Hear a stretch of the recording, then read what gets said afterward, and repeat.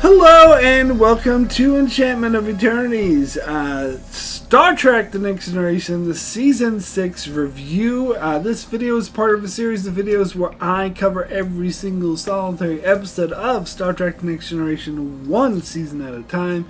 In this video I will cover all the episodes of Season 6 of Star Trek The Next Generation. So we're up to Season 6, the first season that I saw in its entirety when it first aired of The Next Generation. And I had been a Star Trek fan for a long time. This is probably the season I rewatch over and over again the most on my little VHS when I record all the episodes. But anyway, this season, I talked about in season 5 how that season had a very distinctive drama feel to it. This season has an action feel. It has I would say a dark and gritty feel to it. And I think a lot of people forget that, because when people complain about Deep Space Nine, or more recently they complain about Discovery of Picard, they're like, oh, these shows are too dark and gritty. Star Trek has always been optimistic and colorful and hopeful and family friendly. But if you watch season 6 and season 7 as well, not really. Not really all that family friendly or optimistic. I mean, look at Chain of Command. That is not family friendly. And I would say the season's a lot more dark. It's definitely the darkest season of the show thus far. And I would argue it's the darkest season of all of them. Now, I had earlier equated this change in tone in my mind to the death of Gene Roddenberry, who died while season 5 was airing. So this is the first season that aired where he was not alive. But in actuality, Roddenberry sort of didn't really have much to do with the show since season 4. Season 3 he was only barely involved with. So that's not really it. Doing some research, what I found had sort of a bigger impact is that Michael Piller, although he was still officially involved in the show at this point, had actually moved over to Deep Space Nine and was more focused on that, because of course this was the year that Season 6 of Next Generation aired, was the first year that Deep Space Nine premiered, and it was the first time Star Trek have ever had two Star Trek shows running at the same time concurrently. Of course, this would go on all the way up until Voyager ended in the year 2000. In the year 2000. But anyway, or was it 2001? No, I think it was 2001. But anyway, all the way up until Voyager, till Deep Space Nine ended. That's right, because the last 2 years of Voyager, so it was up until 1999 when Deep Space Nine ended. There was always two Star Trek shows running at the same time. But anyway, so point is, what really accounted for this dark tone was the absence of Michael Piller, and Jerry Taylor was officially the showrunner, I think, or the head writer at this stage, but she also was really focused on getting Voyager started, which, that would happen more in season 7, because she was busy getting Voyager started. Not so much this year, but I'm sure they were laying the groundwork. So, functionally, from what I hear, and this is what it appears to be on screen, even though they weren't the official head writers or showrunners, it seems that Brenna Braga and Brenna D. Moore, basically this is their year. That they had pretty much free reign of the show, or were in charge of most of the scripts that were made. Now, Ronald D. Moore is quite a dark fella. He's been involved in Star Trek, of course, ever since season 3, but he got more heavily involved more recently in season 4 and 5, but even then, he wasn't that heavily involved, and as we know, he would go on to do Battlestar Galactica, which is, in fact, a very dark and gritty show, and he would also become a huge writer-producer on Deep Space Nine, which, again, dark and gritty show. In fact, it became more dark and gritty when Ronald D. Moore became more of a factor. So I definitely factor him a lot on this dark tone. Now, Brenna Braga is a funny factor because when he became the head writer on the last couple seasons of Voyager and the first two of Enterprise, he's really goofball and goofy and lighthearted, not at all dark. But if you look at some of his favorite episodes that he writes, that he focuses on, whenever he writes episodes, he tends to write the dark and gritty episodes, like Frame of Mind is a great example. In this season, he did Year of Hell. In Voyager, he does a lot of the like identity crisis, Threshold, and what was the other one from Enterprise that everyone hated as well? I can't remember what it was from season 3, but it also involved like people transforming. He seems to like the people transforming into monsters thing. So he's into the even though when he was a showrunner he was quite lighthearted, but he's also kind of into the dark and gritty stuff as well. Now another main writer in the cast of writers here was Renee I'm not going to I butchered his last name recently in another video. I'm not going to do it again. Sorry about that. But his first name is Renee. He also went on to become an important writer with Ronald D. Moore on Deep Space Nine. So again, I can only imagine he also has a bit of a dark style. And then the other writer, which I only learned about within, I would say, the past couple years, maybe last year, was Naren Shankar, who he was an important writer for season 6 and I believe 7 as well. And if you don't know who that is, he is now present day the showrunner for my favorite show. I was going to say sci-fi show, but actually my favorite show, full stop, currently airing, The Expanse. And what a great showrunner he is, because that show is amazing, and it's also, you guessed it, very dark and gritty. Extremely dark. So, yeah, you got Naren Shankar and Ronald D. Moore, both who would go on to be the showrunner for very dark and gritty shows. You got Brendan Braga, who likes to do all this dark and gritty, horror-esque body change stuff. And you got Renee, what's-his-face, who also was the writer on Deep Space Nine. So it's probably also into the dark and gritty stuff. And that is why I think this is a more dark and gritty season than we usually get. Even though Jerry Taylor is more of the, I think she was more responsible for season 5, the drama-esque for all intents purposes. Whenever she's involved in the script, it's more like drama-based. And you do have some episodes like that this season as well. But it seems like she wasn't the most important or external voice this season. That appears to be those other 4 gentlemen that I mentioned. And there you go. You got season 6. And also, it's a lot more militaristic than Star Trek has ever been. I know this is a long-going argument between Star Trek fans of whether or not Starfleet is a military or not, because there's some lines in some episodes where they specifically say they are not military, but then there's other lines in other situations where clearly they are. So I don't think there is any consensus amongst the many thousands of writers, maybe it's hundreds of writers, who came into the Star Trek franchise throughout the years. Maybe some think it is, some think it isn't. I think this year they clearly thought it was. And season 7 as well, the way the whole ship functions is a lot more sort of militaristic, and I think that's pointed out in the episode Chain of Command a lot as well.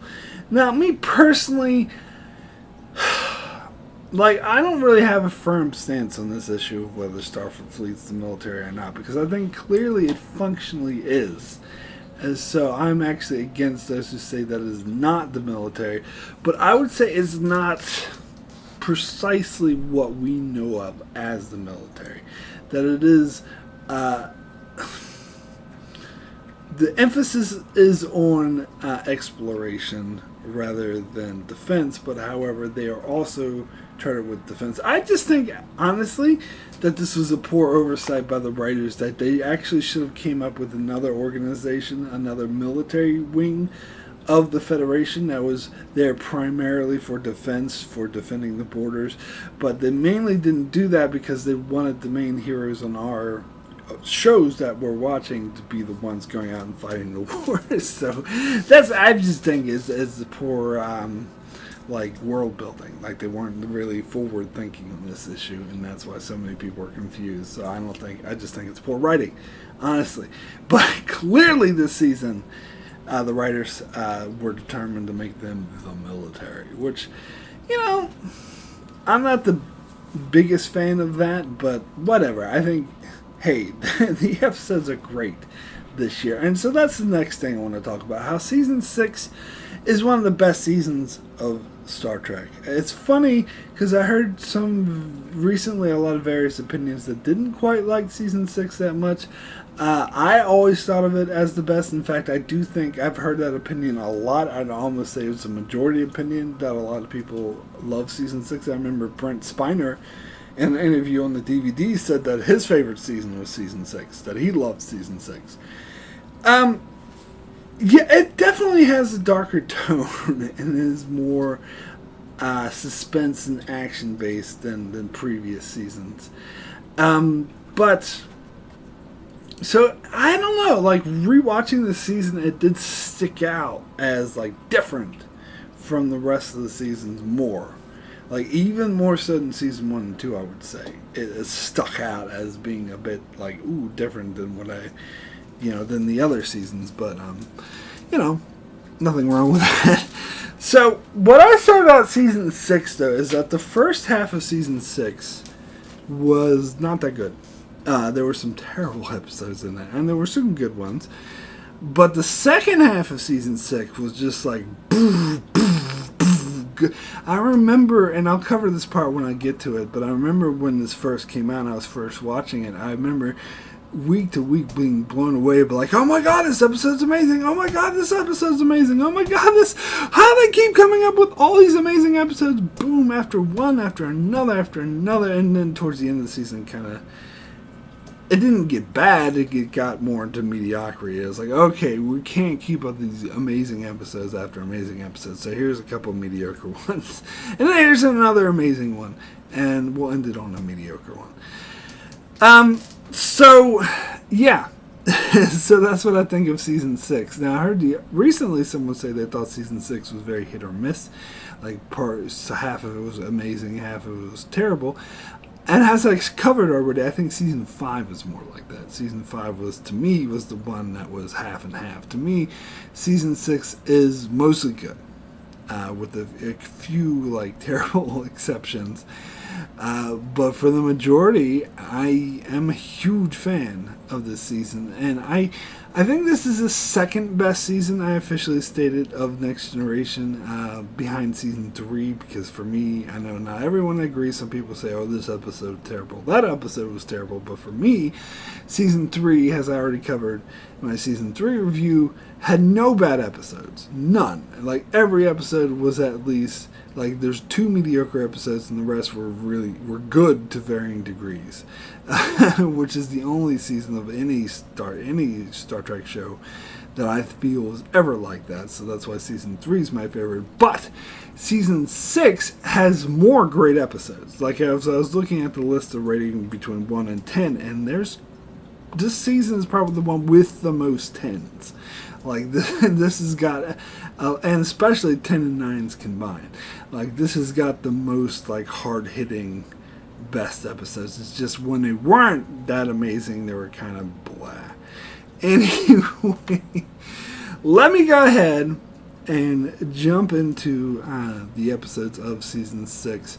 And we'll start with Time's Arrow Part 2. And as I said, season 6 didn't have the best start to it. And I remember being really bored and disappointed with this episode because, as I covered in my season 5 review, Time's Arrow was actually a really exciting cliffhanger, and I think the way that they left it off, had this creepy tone that these aliens were traveling back in time and trying to kill off.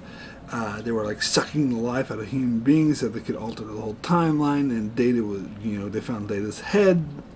And it was very foreboding and had a very dark, and especially the way it ended with all the crew traveling back in time, it was very foreboding and dark. And they took that and they made it silly and nonsensical and stupid.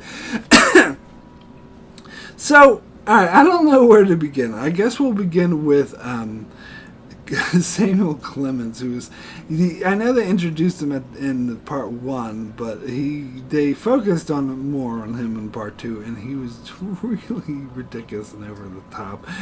Oh, Mr. Data! You know, there's one line that I always quote to myself. I have for years, like ever since I saw this episode. Like if I just remember something, like I forgot where I put my keys, and I was like, oh yeah, there they are.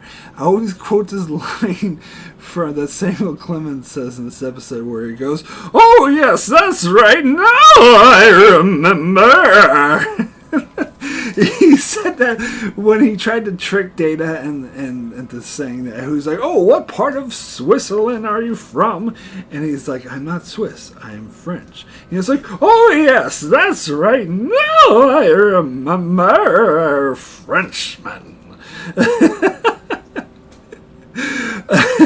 Anyway, and then he goes into the future and he's like, oh, I want to see how they conduct my future affairs. Have you ever run into Halley's Comet? Alright, but that's not the worst part of this episode. The worst part is Mr. Pickard, the innkeeper.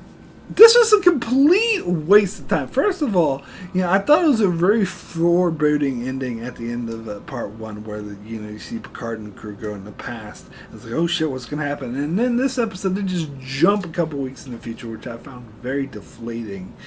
And not only did it distance me from the story, but it's really killed the momentum that they had with that really foreboding momentum and tone that they had. And they killed it dead when they had these useless scenes that are really do nothing for the plot. In fact, they make no sense whatsoever of they're staying at this inn or hotel, whatever, and you had this old lady come in and it's like, the Mr. Pickard, the rent is due. And alright, so the first one of those scenes, okay, it does make sense that Picard and the crew would have no money. I guess, maybe. I mean, they have fucking replicators that can couldn't they replicate some money? I think there was once a time travel episode where they actually replicated some money and took it with them. Okay, so they knew they were going back to the 19th century. So why didn't they just computer replicate $1 million or whatever? And you might be like, well, it wouldn't really look official. Surely they could fake that. If anyone could counterfeit, make a perfect counterfeit, it's 24th century replicators, in my opinion. But anyway, they should have done that. But all right, let's forgive that and say that they didn't have the foresight to do that. Okay, then that explains the first scene where she's like, the rent is due. But the second scene, Data is there. And they still pretend to be on the play, and they're going over hill, over dale, and pretending to be a Shakespearean troupe. And they make her like, oh, play this is not funny. She does a terrible job, and they all say she's good. Ha ha ha! It's not a funny scene. But here's the thing: Data is there. I gotta re-emphasize that because we saw in the previous episode, part one, that Data went to this poker game and he cleaned everyone out and he had all this money and he bought all this shit with it and he still had money left, and because he was staying at the hotel and he was a high spender. Why didn't Data just fucking pay the rent? I don't know. And I tell you why. It's so they can have those stupid comedic scenes with the Mr. Pickard lady, which the scenes were so stupid. And even the scenes that had dealt with the evil aliens, sucking the energy out, even those were a bit goofy because they had Riker dressed as a police officer for no reason, and the other police officer coming, I don't recognize you. Are you from around here? And Riker's like, I have the most respect for the law, and does the whole, what do they call it, open hand punch, which everyone does in Next Generation. But anyway, that was a bit goofy too. And the whole thing about Samuel Clemens having the reporter guy being like, oh, blah blah, I got a story of a lifetime. It's all ridiculous. And so when they have the ending where they they finally find the way to overdo the aliens by Picard putting a message in Data's head. And by the way, in this episode, they clearly do Type 1 time travel, which I feel like I explained this over and over again, but Type 1 time travel is whatever happens, which is very inconsistent in all of Star Trek, because pretty much all of Star Trek does Type 2 time travel, of there's being a singular timeline. If you change it, then the future's altered, and you have to fix whatever was changed in order to save the future. But anyway, yeah, I mean, this episode wasn't terrible. I mean, some of the stuff with Guinan and the relationship with Picard and how that's when they really first met or whatever, like, that was all well and good, and some of the other stuff with, the aliens. So it's not, don't get me wrong, I'm not saying this episode totally sucks, but it's not very good. And it is a total letdown after part 1. Anyway, let me get into the next episode, which is Realm of Fear. And I don't like this episode. I never liked this episode. I've recently heard some opinions that do like it. I guess some people really love Barclay. Some people really hate Barclay. As I said before, I'm very indifferent to Barclay. Like, I don't care. He's fine. Whatever. And but I just don't like this episode. I just thought this episode was boring. And I don't know, it's just boring. That is the main offense of this episode. Like, I didn't really care about, like, Barclay's phobia. They never, like, really did anything to make me sort of attached to the fact that it's always frustrating to have these episodes where someone sees something that's clearly happening but no one else believes them. I don't know. I just find that this episode's boring. Sorry, that's all I really have to say about it. So I'll just go ahead and get into the next episode, which is Man of the People. And man, oh man, does this episode suck! Alright, I always talk about, and I always hit on Enterprise for trying to be all sexy. And I would make fun of Voyager from time to time for doing that, the whole 709 thing or whatnot. But we're gonna be fair. We gotta say Next Generation was doing it too. Not just in this episode, not just in this season. I mean, the whole like skimpy outfits Troy's been wearing from the very first episode is like obvious attempts for sex appeal. But this episode really takes it to a new level. Alright, so you got this energy vampire, whatever, and I feel like I just talked about this because I just recorded my review for the Muse. But anyway, you got this energy vampire who is like, he's this nice, plump functioning diplomat, and he needs to suck the energy out of people in order to make him good. Now that part of it I actually don't have any issue with. Like, I think that's fine. What I have an issue with is the way they totally and utterly have what's the word I'm looking for? Gratuitous. That's the word. It's very gratuitous sex appeal where Troy is like hitting on men. Didn't she even hit on like another woman at one stage? I'm pretty sure. I can't remember which woman it was. And she was going around like, hey, she had sex with that random guy, and when Riker was there, she's like, oh, you jealous? I mean, okay, so I understand that the I can't even remember his fucking name. It's not worth remembering. But the politician guy, I understand he's sucking out the best aspects of her. But why does that make her? Why do they always fall back? They did this with the Naked Now as well. Why do they always fall back to it, making them sex craved? Why does everything have to make them want to have sex all the time? It seems like if it's making her a terrible person, that she'd be like, going around punching people or like setting shit on fire, not just wanting to fuck everyone. I don't know. That's just me, but whatever. And that is the main aspect of it. And it gets to a really cringe-worthy, cheesy level in this episode. Like, they really overdo it. Oh yeah, they had this one scene where she's like touching herself and all this shit, and it's just like, what's the point of that scene other than be like, ooh, isn't this sexy and edgy? Like, they do that way too much in this episode. Now, this episode's one saving grace is why I gave it a 2 out of 10 instead of a 1 out of 10. is the Picard speech. I mentioned this in my favorite Picard speeches in that video. I was like, alright, this episode sucks, but this is a really great Picard speech. So when Picard beams down to confront Alcar, that's his name, Ambassador Alcar, he confronts him about, but once he figures out what he's done to Troy, and he's like, and he gives this really great speech about, oh, do you think this makes you courageous? Do you think this makes you a great man? No, you are, I can't remember, I'm not going to quote exactly what he said, but he basically just said that he's weak and despicable.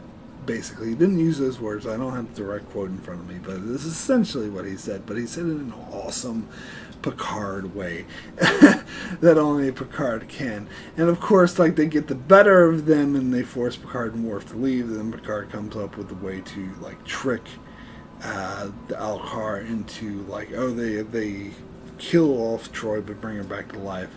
So they trick him into trying to turn on to the other woman, and then they beam her away just as he tries to suck her energy, and then he goes to leave the door, and Worf is standing there blocking his way, and he's like turning old and dying, going, and Worf just sits there and watches him die, and like, whatever, pathetic. That was good. I must admit, I did like that aspect of the episode, so that's why I didn't give it a 1, but everything that came before with all the Troy bullshit and nonsense was god-awful. Anyway, let me move over to the next episode, which is Relics, and I have done a full-length review for this episode on my channel if you want more of my thoughts on it. But to sum it up, this episode's decent. It's a good episode. It is not a great episode, and it most definitely is not a top 10 or definitely not a top 5 episode. Just not. Therefore, I think this is one of the most overrated episodes, and I hate that. Whenever you have a cameo from someone from the original series, it automatically becomes a fan favorite and one of the best episodes of whatever Star Trek series it is. When it's not, it is decent at best. Because here's the thing, I like the Scotty stuff too, but here's the thing: if it wasn't Scotty, and they made up a new character, no one would like this episode. They would think it's okay. Like, whatever. This is a forgettable episode where some stupid old guy comes in and wants to be respected, blah, blah, blah. I don't really care. The only reason he cares is because it's Scotty. Now, I must admit, that does mean something. And that's why I do like this episode, and I don't hate it.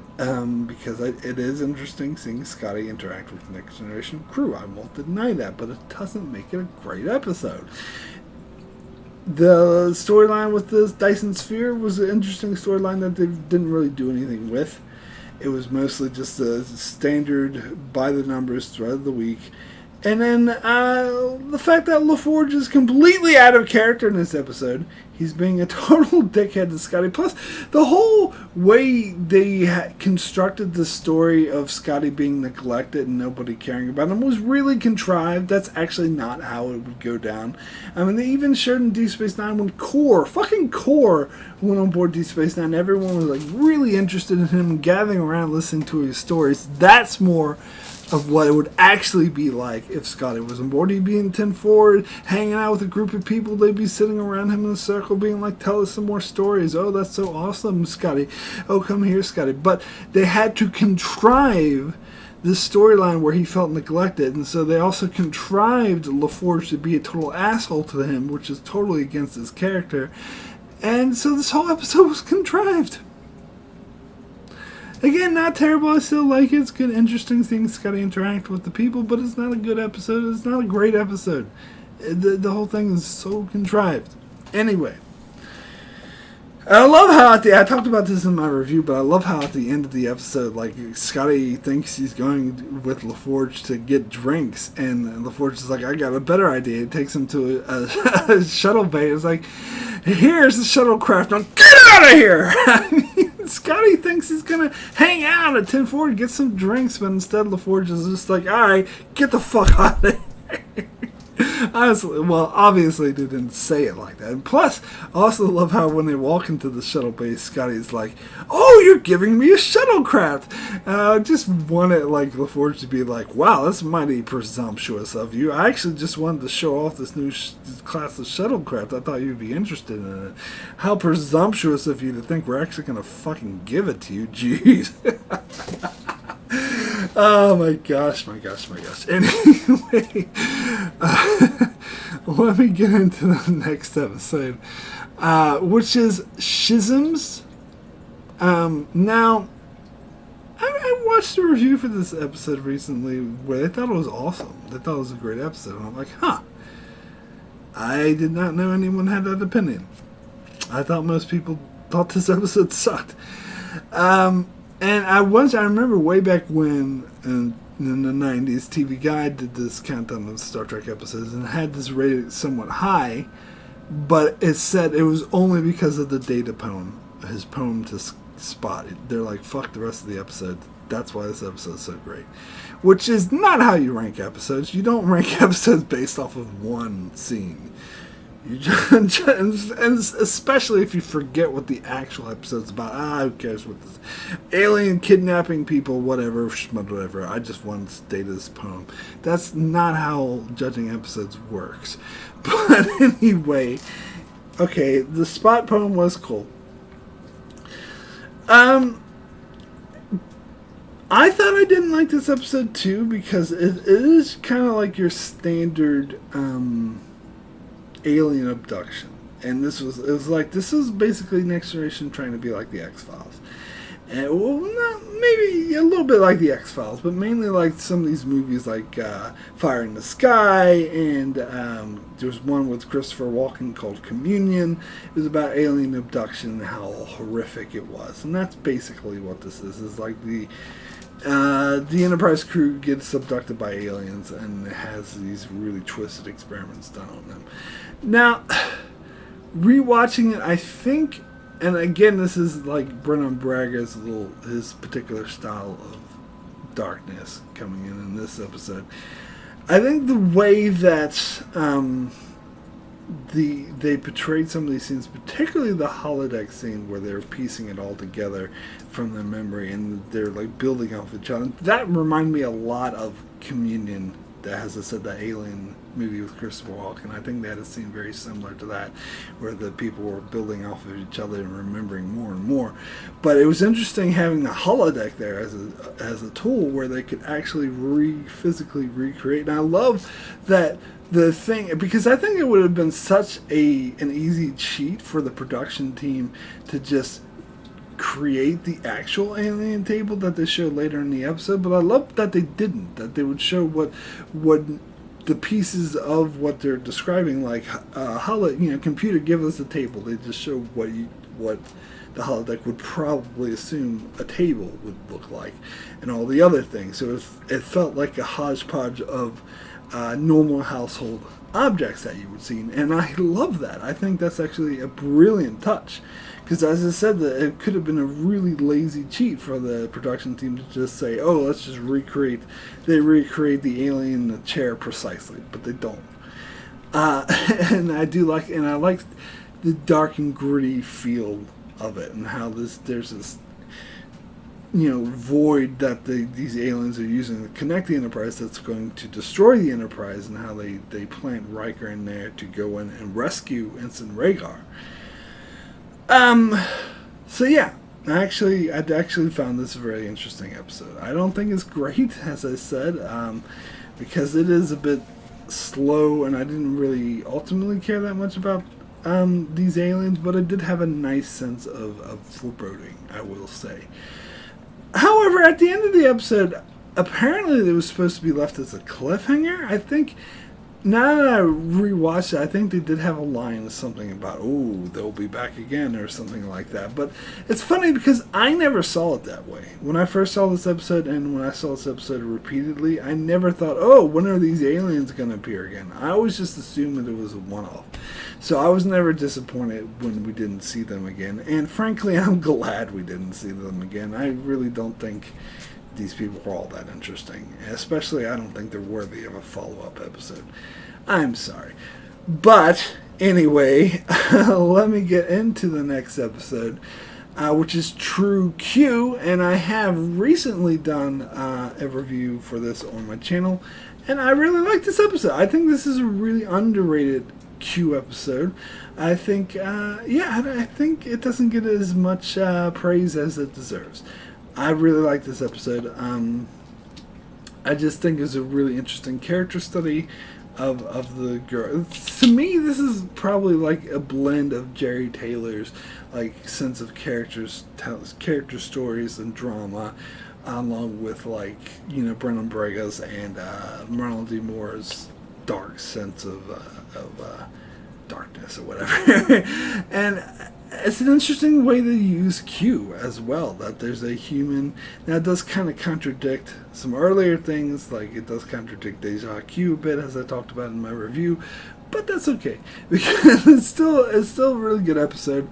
How this teenager who's just coming of age or whatever, and she finds out she has these Q powers, and she wants to pretend like they don't exist, and she has to come to terms with the fact that they do, and her life has changed, and she needs to accept this, which is a great analogy for any number of things where something occurs, a life-changing event that happens, and most people's natural inclination is to deny it because they want things to go back, they want their life to go back the way it was before, but the only way to move on is to accept this change and embrace it and change your life and accept the fact that your life has changed. So I like that aspect of it. So I thought this was a really good episode. And again, we have another great Picard speech where Q says his authority is a higher morality, and Picard is like, goes off. He's like, I've seen no clue of any higher morality or any morality whatsoever. He's like, I don't deny that your parlor tricks are very interesting, but morality, I don't see it. I don't acknowledge it, Q. And then, of course, you had the classic line where Q says, oh, Jean-Luc, sometimes I think the only reason I come here is to listen to these wonderful speeches of yours. That's kind of a meta line, too, and I like that because we only come back to see his wonderful speeches as well. But anyway, let me get into the next episode, which is Rascals. Yeah, this episode sucks. There's no other way to put this. It's funny because this is the only appearance of Ro Laren. It's obvious in season 6, I should clarify, because it's obvious that's because Michelle Forbes didn't really want to do the show anymore because she's in this episode for all of 30 seconds before that she turns into a little girl, and so they can have another actress play her. And the same thing with Whoopi Goldberg. She actually only has, I believe, only 2 appearances this season. And she doesn't appear in season 7 at all.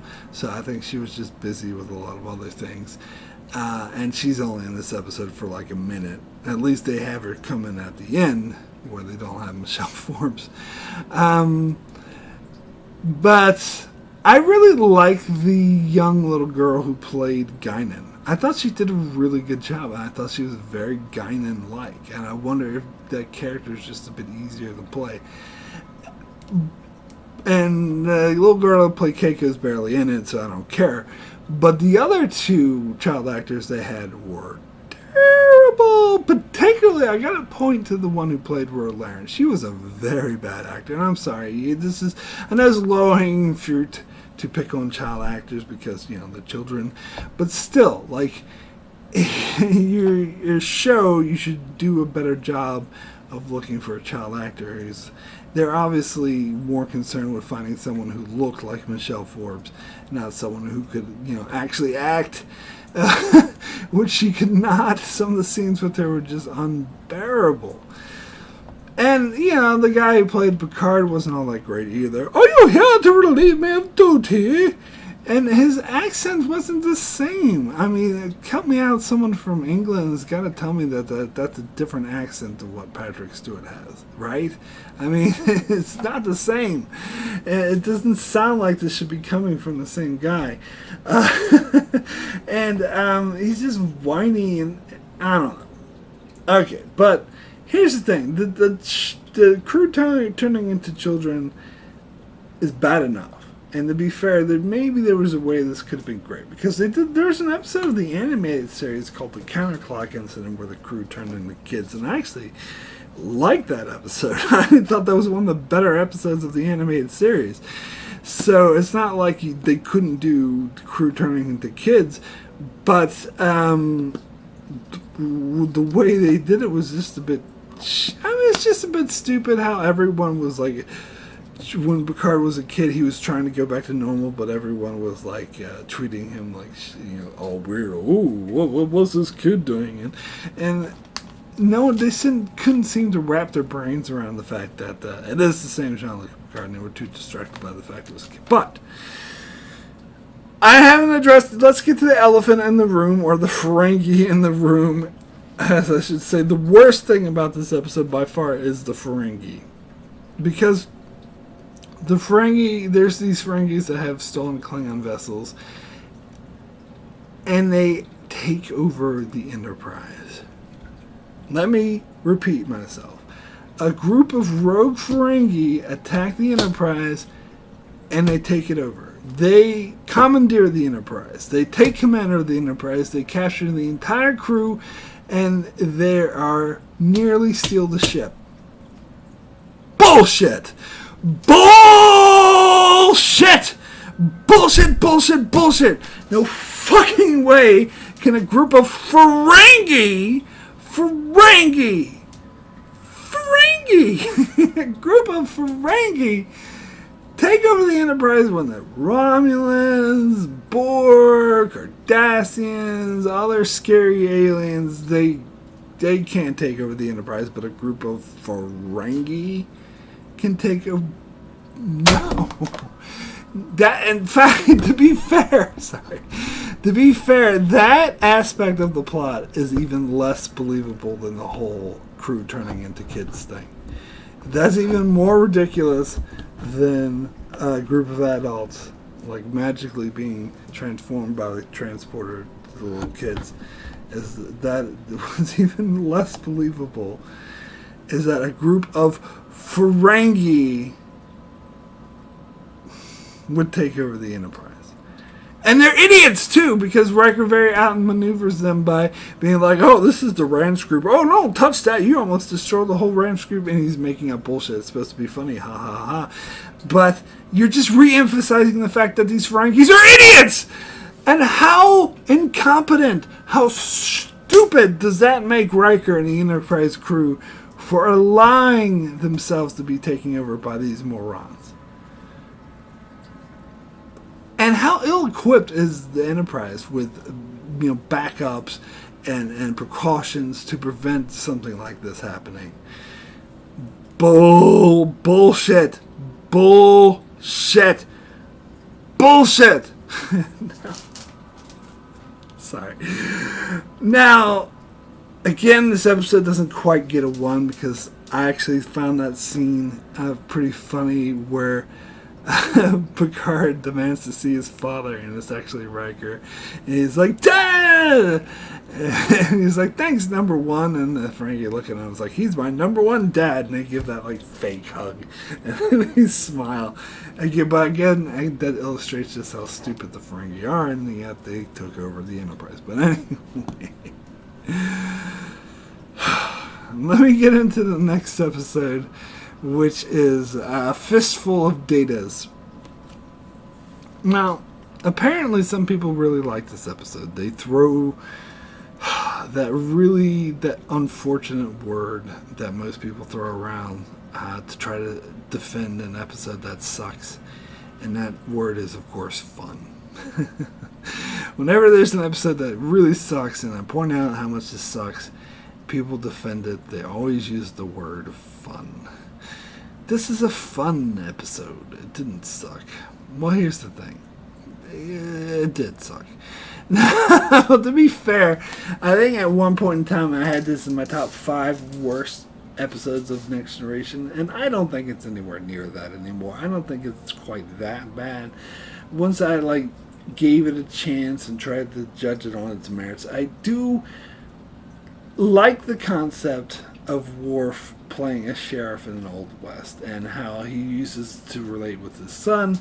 I think this is a good episode of probably one of the best Worf and Alexander episodes that show Worf trying to reach out to his son, and how Alexander was obsessed with these Old West programs, and that Worf was starting to really like his. I think I'm getting the appeal of this program after he started kicking some of the other guys' ass. That was a good line. I did like that as aspect of the episode. Where the episode fails and starts to get more problematic, however, is over dependency on the threat of the week. And this episode really, really does fall prey.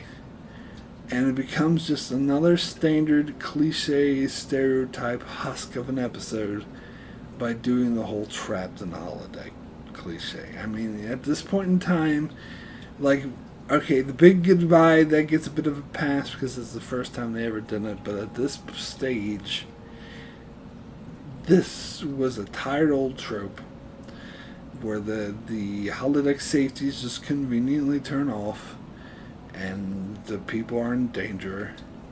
And then they add the additional plot line of Data trying to download some of his programming into the Enterprise and integrating and fucking up the ship, and how it integrates and turns all the characters into Datas.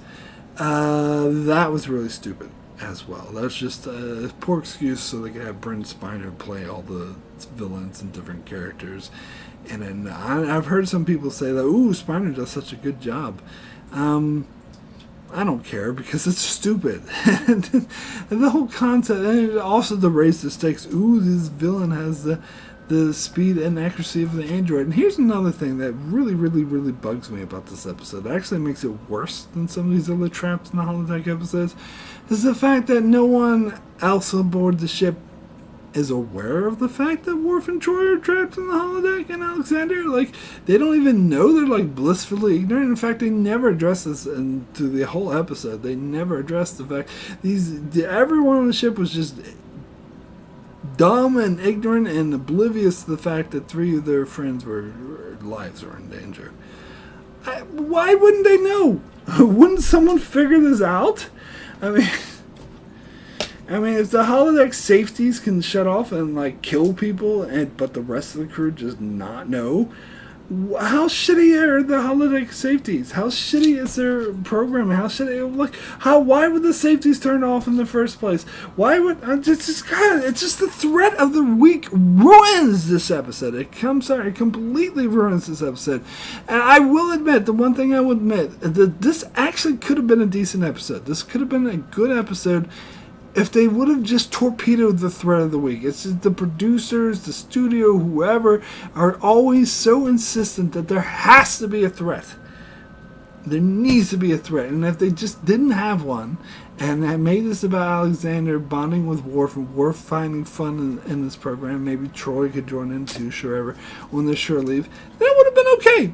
This would have been a fine episode. It wouldn't be great, mind you, but it would have been interesting, and maybe would have gave it a 5 or 6 and be like, oh, this episode's fine. But this threat of the week was so contrived and so unbelievable and so stupid that I now have to say this episode sucks. Sorry. Anyway.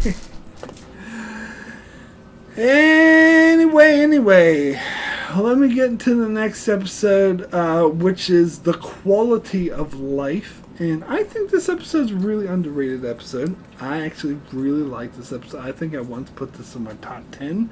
I think I was just good. That's a bit much. I don't think it won't make my top 10. I just wanted to acknowledge it because I felt like so many other people in other videos weren't acknowledging that this is actually a really good episode. And it's funny because when I first saw it, I didn't think that much of it. It wasn't until later years when I rewatched it with a sort of more mature eye that I saw that that this is actually a really good character drama for Data. It is a very interesting situation where there's these like exocomps, and I gotta admit those things are cute.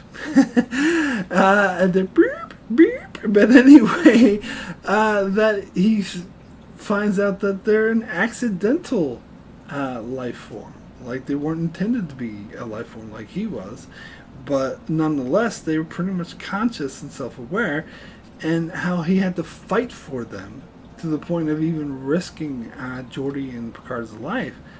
I thought it was really great stuff, and I like the fact that he was willing to go as far as to block Commander Riker and everyone out, prevent them from sacrificing the exocomps to save Picard and Geordi.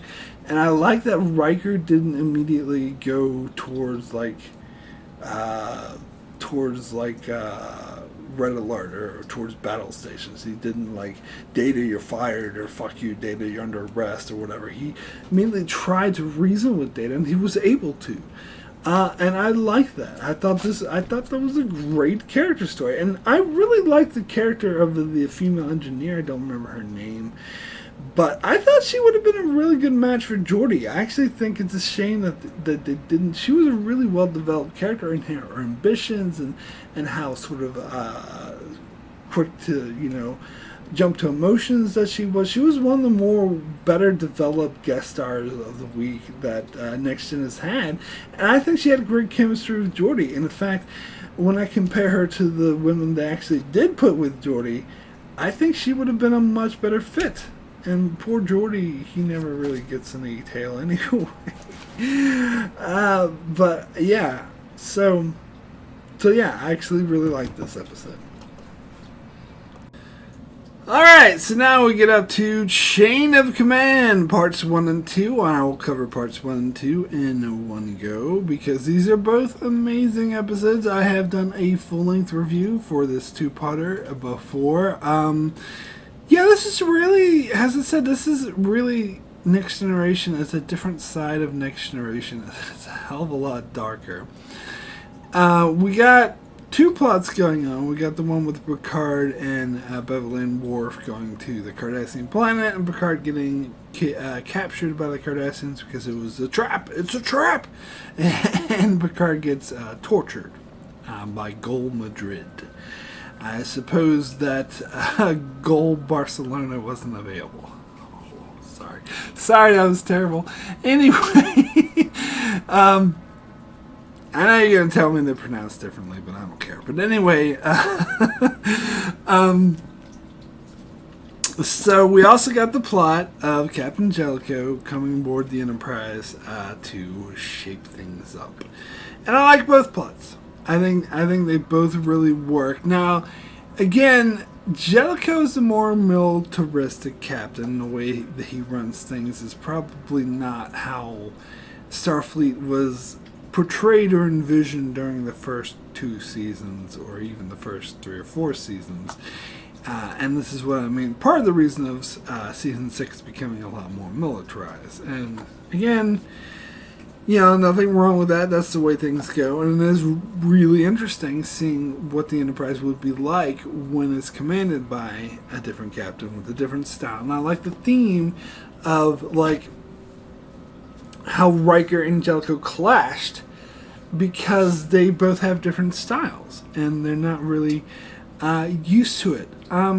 Now, Jellicoe's not the bad guy.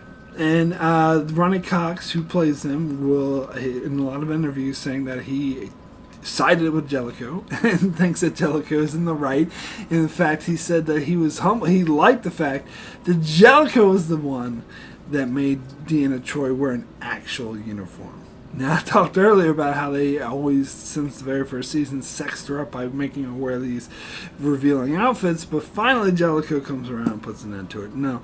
Obviously, it's the writers, and they used Jellicoe in order to do this, because they could have very easily said once Jellicoe was gone and Picard's back, Troy would have been like, well, fuck, that guy's gone. I'm going to put my loose-fitting outfits, or my revealing outfits back on. But she didn't. And obviously the writers wanted to change it. I think that's a smart decision. She should be wearing a fucking uniform anyway. I don't know why she gets to wear these revealing outfits. And it's like, yeah, some of these earlier like episodes from season 4 where she's supposed to be counseling someone and her like boobs are right in this woman's face she's supposed to be consoling. I'm just like, what is with that outfit? I don't think it helps her job. But anyway, so it makes a lot more sense. And and Ronnie Cox says, "Oh, I did that, but you didn't write the characters. The writers are the ones who used your character to do that." But still, he played Jellicoe. He wants to take the credit for doing that. But, and some of the scenes in part 2 in particular where Jellicoe and Riker were like yelling at each other and going at odds of what to do with Picard, where Riker's like, "I can't believe you're willing to sacrifice Picard's life as a negotiation tactic." And she's like, "Are you questioning my judgment, Commander?" Like, they both had points. And here's the thing. A lot of people will bring up the fact that, as I said, Jellicoe's not a villain. He just has a different style. And that neither one was in the right or wrong. They just had a different style, different way of doing things. Which I agree with. But here's the thing. I've heard some people say that neither one of their styles is better than the other. That they're both good, just different. And I've heard other people even go as far as to say that Jellicoe's style is better. That he's in the right, and that Riker is being kind of a dick. And this is my personal opinion, just me, my personal stance on this issue is that Riker's in the right. And Jellicoe's in the wrong, and Jellicoe just came in and fucked things up unnecessarily. Like, he changed, he was like, "Oh, change the duty roster to 4 instead of 5, and when Riker tries to bring a legitimate concern, it's like, "Hey, this is actually going to cause more problems than it's going to fix," and Jellicoe wouldn't even hear it. He wouldn't even hear him out, listen to him. He's like, "I don't want to discuss it, get it done." I'm sorry, but in my opinion, that is a bad captain. Now, he's probably, as I said, he's probably more representative of what real-life military captains are like, although I'm just totally guessing, maybe not. But, as I said, the season's making it more militaristic. But in terms of just forgetting modern-day military and just looking at Starfleet as an organization exploring the stars, like out in outer space, flying around exploring the stars, he's a bad captain. He is. And just in general, and this has been just my personal experience, my personal view, because I've had to deal with many different styles of leadership in the various roles that I've been in my life, and I've had to deal with this militaristic style of leadership where they're just, it seems like you can do nothing right. They're just barking at you, yelling at you, being really strict. And personally, I do a lot worse in that position. And now some people will say, "Oh, that's because you're terrible at the position, you can't hack it." But if I had a different leader with a different style who came in and was more like Riker and tried to work with me and be reasonable, then I'd do a fuck ton better at my job. So it's not me, it's the leader. And it's the same, and I don't know, it seems like, because I've met people who actually prefer having leaders like that just bark orders at them and yell at them constantly, and I personally don't see how that's helpful. And honestly, in this case with Jellicoe, yeah, I think that's a bad style, and I think Riker's way of doing things, like when they had that scene at the end where Riker's like saying, where Jellicoe asks Riker to fly the shuttle, and he's like, "I don't think you're good for it," and he tells him he's arrogant and all this shit, and then Riker has his rebuttal. It's like, "Well, you are arrogant. You have everyone wrapped around so tightly around your finger, there's no joy in anything." And I recently watched a review where they said that Jellicoe was completely right and Riker was completely wrong. I flipped that. I completely disagree. I think Riker is completely right and Jellicoe is completely wrong. I think what Riker said about Jellicoe was 100% accurate. He has everyone wrapped up so tight, there's no joy in anything. So that's actually less efficient. Like, you say, "Oh, it's in the name of efficient. We're not here to have fun, to make friends. We're here to be more efficient." But everyone's like all freaked out and worried and just stressed out about getting their shit done and overworked. That actually is less efficient. is more efficient and people are relaxed. They have a more friendly atmosphere. They're more willing to do their best. They're more willing to help you out because they like you and they're willing to get the job done. And here's the thing about Riker's style of command is we see that he's not like completely lenient. We've seen him come down on people like Barclay or people who are underperforming and not doing their job right. He does come down on them. But if you're like willing to, actually put in the effort, he acknowledges that and makes the friendly working atmosphere, which is 1,000% the correct leadership role, way to do a leadership role. Jellicoe's way is just wrong. I think he's objectively a worse captain. And that is my opinion. I know some people disagree, but I think Jellicoe, maybe his style would work on a smaller ship that has, a smaller duty. And this is what I complained about in my review, is why did they make Jellicoe the captain just for this one mission? I mean, what if Picard died and Jellicoe would become the captain of the Enterprise permanently? Even though he has no qualifications, he's just a good negotiator with the Cardassians, so you're going to give him the flagship of the fleet that's going out and exploring the galaxy. Well, he's doing these first contacts, and he totally sucks at it because he's a terrible captain. I'm sorry. It would be a stupid decision for Starfleet to make this guy the captain of the Enterprise. I'm sorry. I'm supposed to be like, oh, it's objective. They're just different styles. They're both good, but I'm sorry. Jellicoe actually sucks at his job. Anyway, I can just hear the disagreement right now. Anyway, let me get into the other plot with Jean-Luc Picard. And this is probably really what makes this episode so great. And one of the best episodes of the show. Because as I said, I really like the Jellicoe stuff, but the torture stuff was amazing. And Patrick Stewart, this is probably, if I had to pick an episode that had the single best Patrick Stewart performance, although the Inner Light is really up there, it's really close, but I think I had to give it to this one, because Patrick Stewart, he really threw himself in the role. And you read about some of the stuff he says, that he did a lot of research about what it was like to be tortured. And he did a really, he didn't torture himself, but he did do it like a really method acting.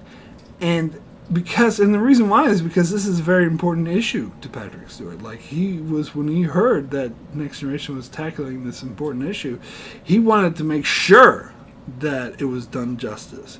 He wanted to make sure that it was a strong message to get across that the use of torture is unacceptable and it shouldn't be practiced at all.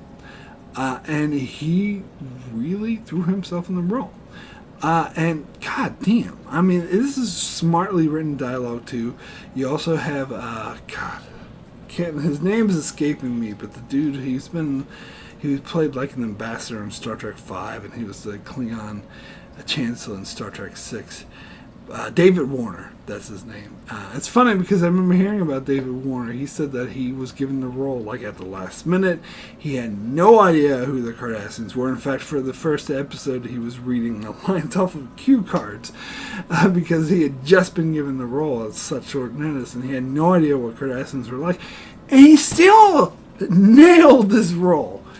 And the chemistry between him and Picard were just golden. The whole there are four lights, that has become a classic line, and for good reason. It was just so powerful, especially the way that Picard says it at the end, when he is like a gut punch, the way he throws it back in Gul Madrid's face by saying there are four lights. When he's like, oh, if you just say there's 5 lights and you live a life of luxury, there'll be women, food, you'll be able to explore the caves, you'll be able to have philosophical discussions, intellectual challenge. But if you don't say there's 5 lights, then you're just going to be tortured and live in this hellhole for the rest of your life. And again, the other Cardassian Gul came in and was like, hey, he revealed that the Gul Madrid was full of shit, and I was like, hey, we're just going to take you back to the Enterprise. Which I kind of wish he didn't do, because Now, that's the only reason why Picard actually said that is because he knew the guy was full of shit. But it was still an awesome line. It was still an awesome gut punch. It was the best fuck you any character on Star Trek ever had to another one, is to say there are 4 lights. That's the biggest way to say fuck you. And oh my god, it was just so amazing. Such great, powerful stuff. And on top of that, I actually really wanted to see the Cardassians. As I said, I was a fan of the Cardassians ever since I watched The Wounded, and I wanted to see more of them. Now, I knew at this stage that they were going to be the main villains on Deep Space Nine. This episode actually aired before Deep Space Nine came out, but it was actually filmed after Deep Space Nine came out. Apparently, the scene with when they go to the Ferengi smuggler, that was supposed to be Quark on Deep Space Nine, but then they realized that this episode was going to air before the premiere of Deep Space Nine, so they changed it to be this random Ferengi, which I think really they should have just torpedoed that whole scene. It was kind of dumb and a waste of time, but regardless, even though I knew that the Cardassians would be a main villain on Deep Space Nine, I love this episode more because it did focus on the Cardassians and not just the Romulans or whatever. And I think in sort of establishing the Cardassians as sadistic torturers as well. So yeah, love these episodes. Anyway, let me get into the next episode, which is Ship in a Bottle, which is an amazing episode. Ever since I saw Elementary Dear Data, which it's not an episode I loved. I thought it was okay.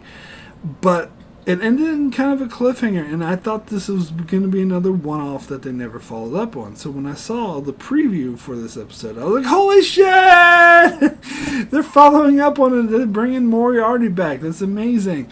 And they do something even better. They just make such a great episode out of it. It's just, I love the trickery, mind-bending episode that Moriarty's alive. You don't know why, and it's revealed that it's because he never actually did leave the holodeck. He actually tricked Picard, Barclay, and Data into thinking that they left the holodeck, but they're actually still on the holodeck, a holodeck recreation of Enterprise. So Picard's elegant solution is to trick Moriarty into thinking he left the holodeck when he's still on the holodeck, so it's a holodeck and a holodeck and a holodeck.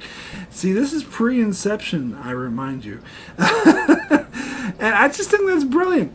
I think this is a really brilliant, suspenseful storytelling. I love the character of Moriarty. I think the actor does an amazing job playing him. I think this is the best possible follow-up they could possibly do to Elementary Dear Data. And I love when they do continuity. I love that they don't just forget that shit ever happened. It's no, this happened. This is a hanging thread. There's still this Moriarty guy who's still out there.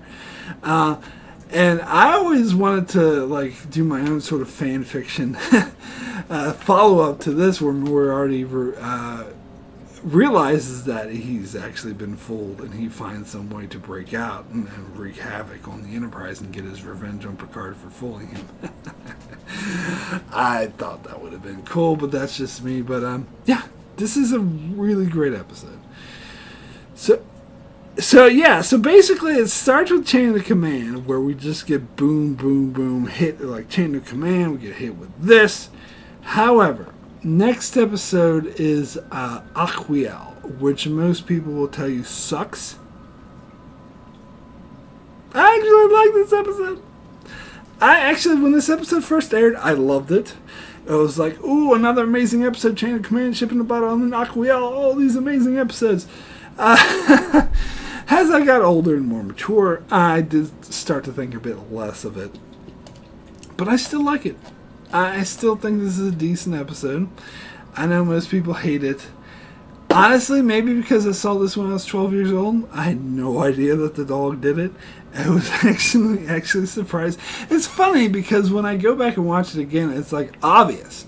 Because they say, alright, there's this coalescent being who can take the form of a person, and they assume that it's either Aquiel or the Klingon guy, because those are the only two survivors, right? Well, it's mainly because I'm not really paying attention And I didn't remember the fact that there's another survivor, the dog.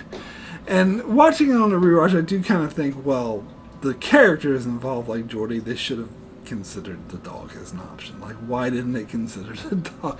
I didn't consider the dog as an option because you just don't think that. You don't think that the killer is going to be a dog. But I've heard other people say, "Oh my God, it's so obvious." I predicted that 5 minutes in the episode. And I'm like, well, good for you. But I don't know. Call me naive or whatever. Totally shocked me, and I still like it. I think that's a cool reveal. And okay, the actress who plays Aquelle, not the best. They could have got someone better to play her, but I like the chemistry she has with Jordy. Although, admittedly, I like that other girl from Quality of Life better for Jordy. But leaving that aside, Jordy finally gets some. I'm always pleased when it's Jordy and not Riker for the 50,000th time. I mean, poor Jordy never gets it. But anyway, and I liked how he was like sort of sticking up for her, and the suspense through of what happened to who killed the Lieutenant Rocha, and why is he being such an asshole to her, and all this sort of thing. That was interesting. So I'm sorry. Sue me. I like this episode.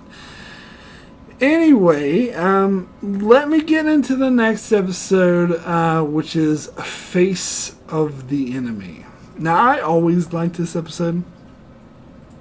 As I said, again, it was like chain of command, ship in the battle, Aquelle, and then Face of the Enemy is like boom, boom, boom, boom, non-stop, great episode.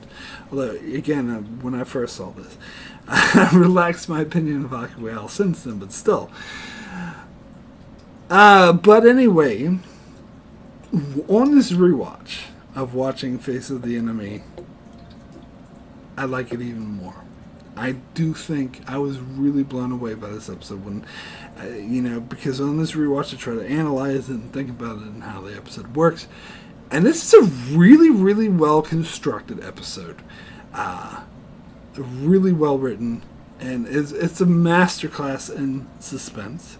It's one of the most tense Star Trek episodes out there of the whole franchise, and it accomplishes this extremely well. Like, it really earns its tension, and it keeps it up. On top of that, this is the biggest rebuttal to everyone who says Marina Sirtis is a terrible actress. I'm sorry. After watching this episode, I have to come to the conclusion that she's in fact an amazing actress who's not given the right material until now.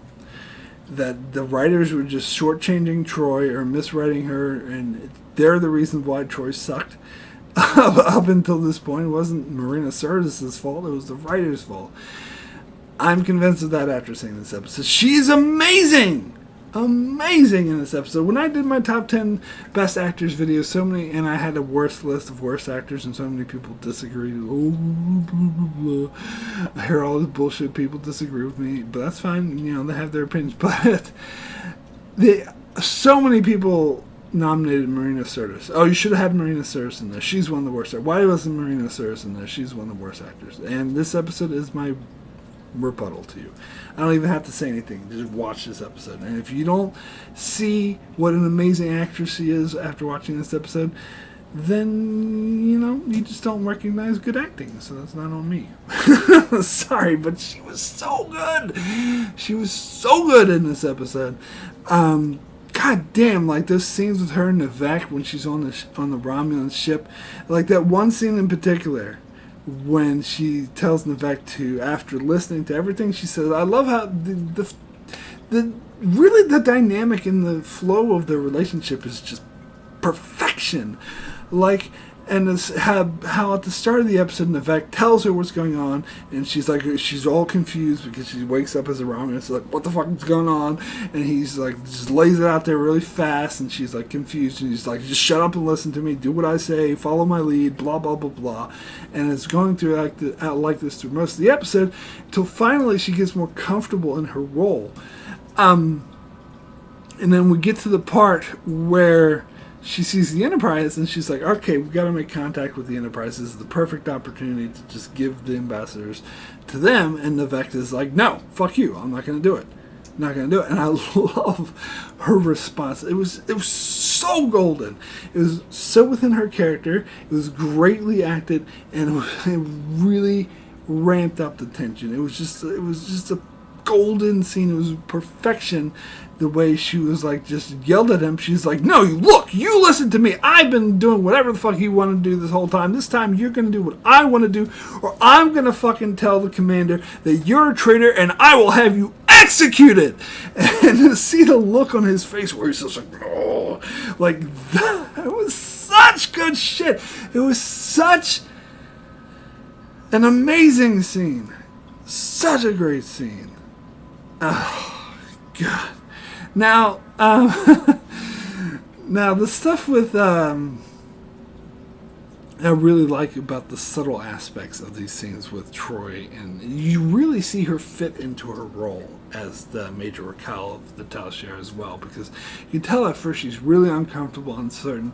But here's the subtlety I like, and this is something that Star Trek usually fails to do with Deanna Troi, is to subtly imply her empathic abilities, because let's be honest, most writers forget she has them, or conveniently has her not have them because it's convenient for the plot for her not to have them.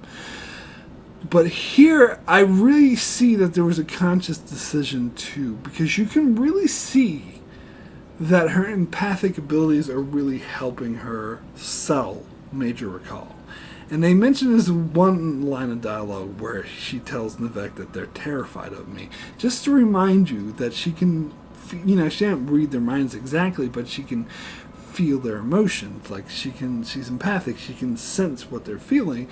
And I really and if you pay attention to some of these dialogues and the scenes between them, you can tell that she is using that information on how to react, particularly when she gets more stern with Commander, what's her face? I can't remember her name, but the Romulan commander.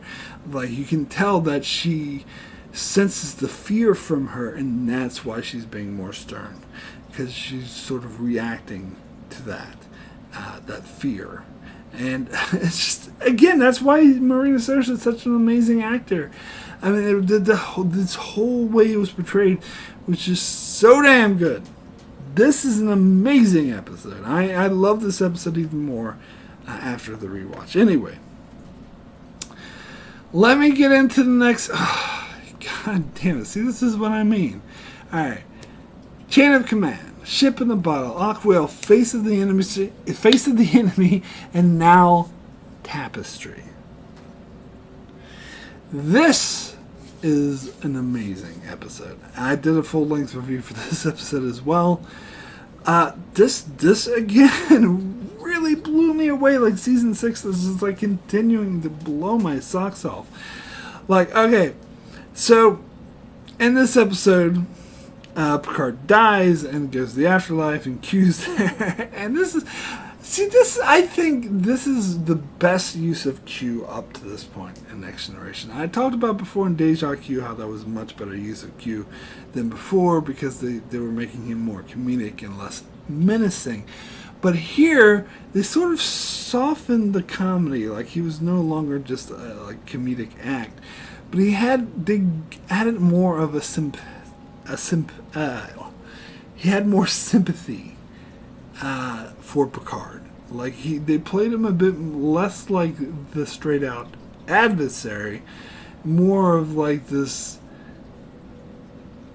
like a guiding hand. And this would actually hold true for All Good Things as well, which was another amazing Q performance, where he really, but in this episode he really shows him some tough love.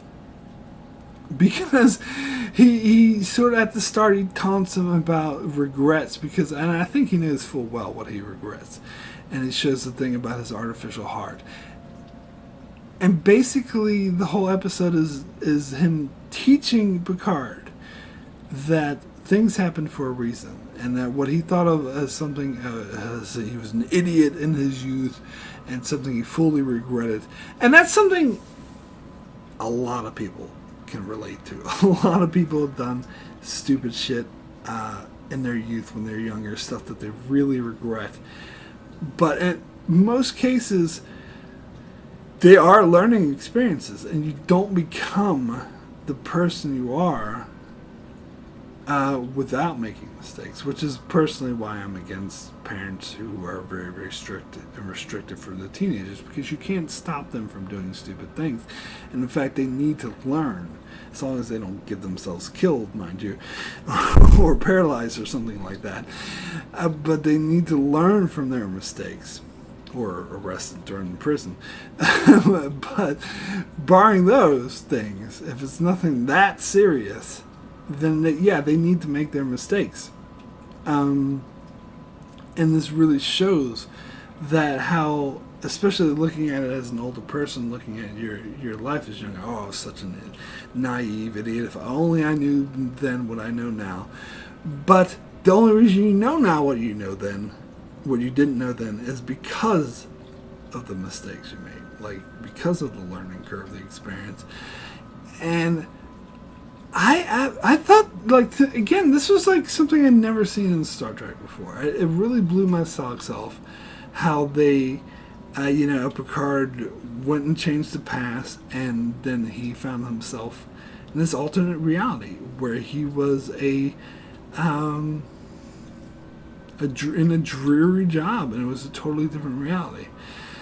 And yes, I'm sorry, I am of the camp, I kind of disagree with my brother, that this absolutely was time travel. Now, does that mean, because they don't never follow this up, like Picard when he meets Q again, his next time's not until All Good Things, and he's a bit too busy then to, say, hey Q, remember that time when I was going back in time to change to the fact I got stabbed in the heart with the Nausicaans? Hey, did that actually happen, or was that just a dream?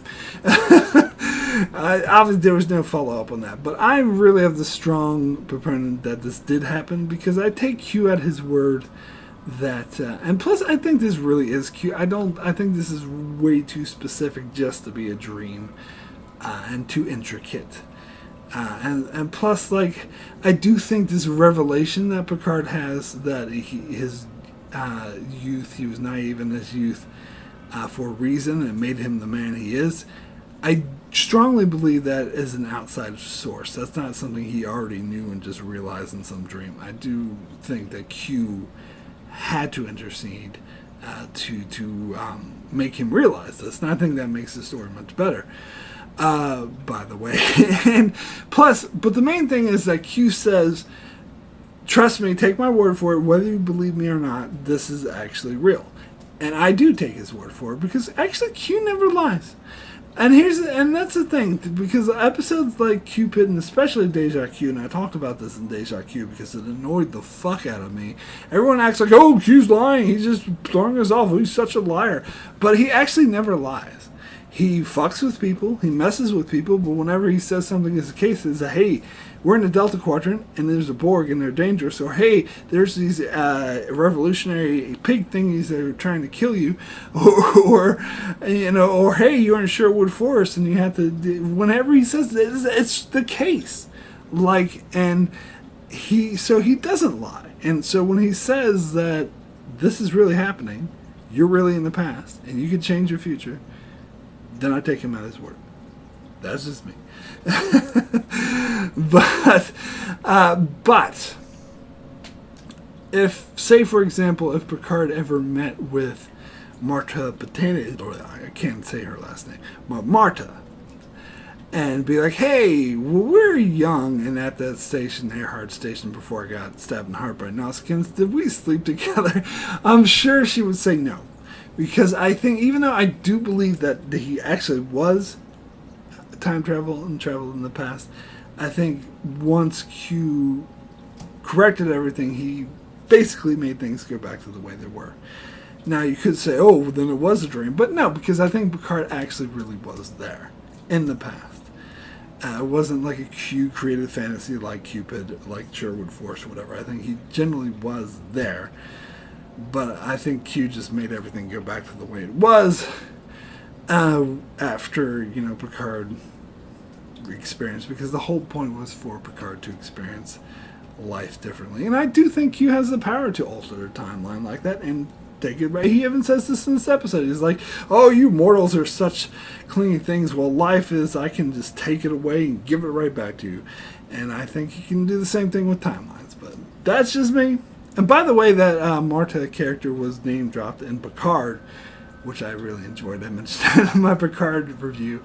That, hey, because, was it Rios? He was talking about his former captain and how his former captain used to have used to be the first officer for another captain who was Marta Botana. I'm sorry. I always butcher the name when I try to pronounce it, but Marta. And Picard's like, oh yes, I knew her in my youth. We went to Starfleet Academy together. I was like, hey, it's a person from Tapestry. But anyway. Amazing episode, regardless. It's such a good... This is another episode that I showed to someone who had never seen... Like, first I showed them The Inner Light. Someone who's never seen any Star Trek before. And I showed them The Inner Light, and like, oh my god, that's amazing. And then I was like, alright, do you want to see another Star Trek episode? It was like, well, if it's as good as that one, sure. So I showed them this one, and they're like, yeah, that's amazing, it's so good.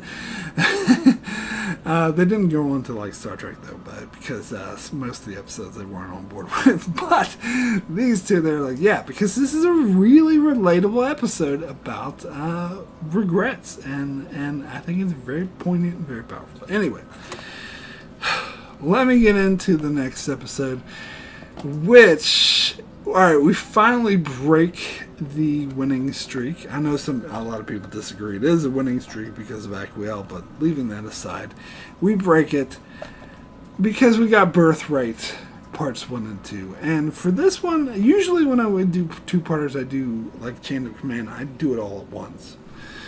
But I want to do this separately, part 1 and 2, and there's a reason for that. And that's because I think part 1 is way better than part 2. I think part 2 sucks and part 1's okay.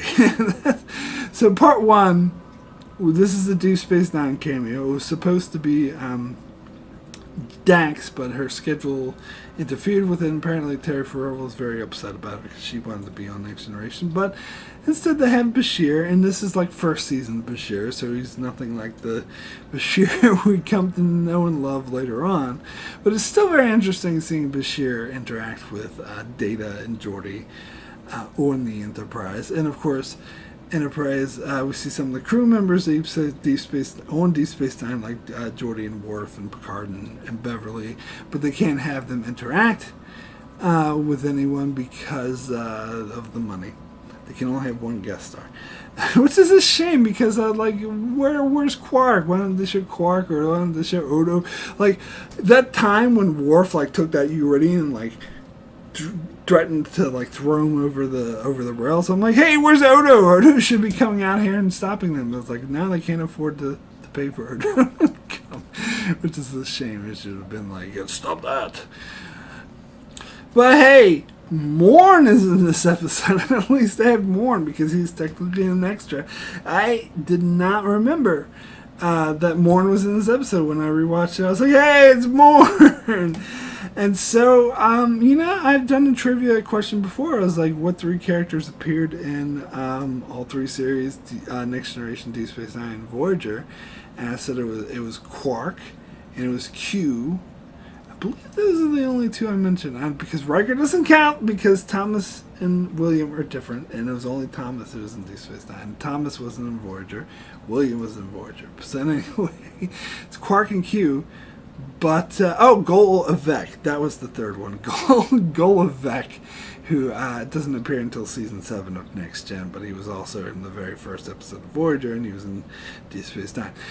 But, other than them, it's Morn! I completely forgot that Morn was in all 3 series, because Morn appears in this episode, and he's also in Caretaker at Quark's Bar when Harry Kim comes in the first episode of Voyager. When Quark has his parents, Morn is there as well. So Morn is another character who's in all 3 series. But anyway, good old Morn. But anyway, yeah, so I like the storyline with Data of trying to figure out that having this vision and trying to figure out what it's all about and realizing that he can dream. I think that's great. And I think this is a great setup for an episode in season 7 that I'll get to later that I really love. And I'm glad it exists because I like the concept that Data can dream. And I think, sure, why not? And I think that actually adds a lot to his character. And I think how he felt this desire to like put himself at risk in order to explore this vision. And the scene that they had with Worf, where of course Worf was going through his own thing with his father, so Worf started talking about himself more than they did with Data, but he was like, you must explore, find out, your father is calling for you, it's an important vision, and it was just a really good character interaction. And of course I like Bashir in this episode too. But getting more into the Worf storyline, when I've heard about this episode before it came out, I was like, ooh, this is going to be an episode where Worf is looking for his father who may still be alive. It got my hopes up. It made me think that he was alive, which they could have done, because they told us that Dr. Soon was dead, and then they showed that he was actually alive. And they just do this shit all the time. And frankly, I would have probably preferred that to them being like, oh, the Uridian's just so insisting that Moog is alive, because we hear all this shit about Moog. Well, it would be interesting to see him. And then he's not actually alive.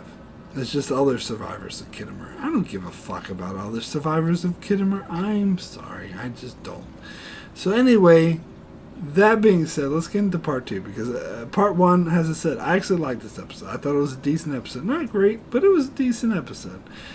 Part 2 sucked. I'm sorry. Part 2 was terrible. Because, first of all, like, it's acting like Worf is like the most Klingon whoever Klingons. He's like, you're not being like true Klingons. You true Klingons are Klingon.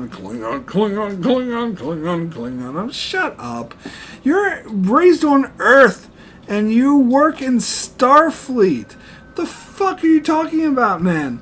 And alright. So, he goes to this colony where these Klingons and Romulans live in harmony, peace and harmony, get along, they have, I'm actually okay with that. And they find it, alright, so he finds this girl who's like way too young for him, throw that out of the way, just get that out there, that he wants to get with, and this moron can't tell that she's fucking half Romulan. I mean, I noticed that as soon as I saw her. Like, the makeup, they made it very clear. She had those ridges, same, like, spike ridges that the Romulans have. And he didn't realize that until he looked at her ear, and then he started freaking out. He's like, ooh. You know, this is kind of his own little version of the crying game, which, by the way, like, that was also, I just watched this documentary on transgender people, and they talk about how terrible the crying game is, because it's saying that transgender people are so disgusting that if you find out you're with a transgender person, you have to throw up and you get sick. Like, that is very insulting to transgender people and whatnot. And this is kind of, and plus, you know, the dude should have realized that she was transgender. I mean, come on, it's obvious. But anyway, it's the same thing here with Worf, where he's like, oh, you're Romulan. Oh, I'm surprised they didn't have him go to the bathroom and throw up too. It's just so stupid. I mean, Worf, first of all, he's a moron for not knowing this in the first place. Secondly, he's a bigot for having that reaction. I mean, granted, you say, well, you know, Worf, his parents were killed by Romulans, and he was shown to have this grudge against Romulans. But the way he reacted to her, he was very bigoted. And the way he reacted to the other Romulans was very bigoted. And then there was like, oh, you have to have to show the Klingons who they truly are, and have to go out and sing songs and be like, I'm really Klingon. But he fucked up the colony. They were perfectly happy before they got there. I'm actually on the side of the Romulan dude. Now, granted, the Romulan dude did overreact to wanting to execute Worf, which is a huge overreaction. Of course, that would only cause more problems than it would solve. But that was, to be fair, that was just plot convenience in order to create a threat. Ooh, Worf's going to get executed by the evil Romulan. And so I just think the whole episode was just really mishandled. Even though that Worf kind of softens on the girl that is way too young for him again, softens on the fact that she's half Romulan, doesn't acknowledge the fact that he's way too old for her. Sorry, and so he does, let go of some of his bias, but ultimately, like, he tears the colony apart. He makes the Klingons go, but the half Romulan girls can't go. So now she's stuck on a colony with old people. Thanks a lot, Worf. Moron. I don't get what this episode is trying to say. Is it promoting bigots? Is it saying that the Romulans and Klingons can't get along? Like, I don't know. And then when he lies to Picard at the end of the episode and is like, oh, actually I just found them crashes. It's like, oh, isn't Worf being all great because he's protecting the older people? I don't know. That annoyed me. I didn't like it. Yeah. I mean, why does he lie to his own captain? I don't know. Fuck this. I don't like it. I don't like this episode. Anyway, let me get into the next episode, which is Starship Mine, or how I like to call it, Starship Hard. Die Hard. I don't know if anyone who didn't grow up in the 90s didn't know, like, the running joke whenever there was a movie, like, that was emulating Die Hard, but it took place someplace else. Like, Die Hard on the plane was Passenger 57, or Die Hard on a boat was Under Siege, or Die Hard on a bus was Speed. And this is Die Hard on a starship. Which, I gotta admit, I kind of like the concept. And I really love the scenes. I actually think the comedy works in this episode with the cheesy, like, small talk guy, and I love the scenes with him and Data, where Data really, like, aimed like, and they'll, like, go around and talk about nonsense forever. Like, that was actually funny. And I like Picard being a badass, running around the Enterprise with the crossbow, like, shooting people, like, that does fit for Picard. But I think the problem I have with this episode mainly is the villains. Like, Tuvok is one of them. He's the first throwaway one that Picard easily kills. But these villains are really not intimidating. I mean, they tried to make the main woman, Kelsey, intimidating by having her just randomly kill that goofy guy off. But that's the whole 24 cliche, which I talk about in other videos, which really annoys me, where they make these evil, terrorists, like, be so evil and just kill people. They're people they're working with off, which in real life, like, you wouldn't do that because you need those people to work with. Like, no one's going to work with you if you have a reputation for killing the people you work with. But anyway, yeah, I just didn't find them very intimidating. They were all just, like, forgettable bad guys. I mean, Die Hard did have Alan Rickman. Let's be fair. And Picard made a pretty good Bruce Willis, but she did not make a good Hans Gruber. Unfortunately not. And so yeah, this episode was good fun, as a Starship Hard thing could be, but not much more than that. Yes, I used the F word, but it actually applies to this episode. Fun. Anyway, so it's decent, but it's not great.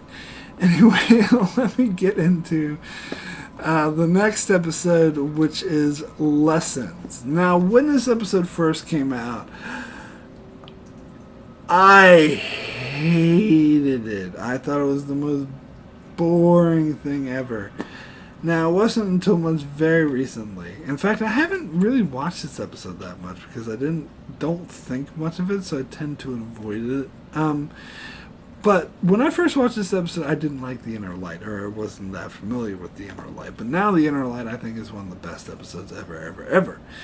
And so watching it now with that context, I really, really appreciate that this was the follow-up to The Inner Light. That's what I like most about this episode, because I've heard other people say before, when I complain about other episodes that deserve a follow-up, and some people are like, whoa, they never followed up with The Inner Light. Yes, they did.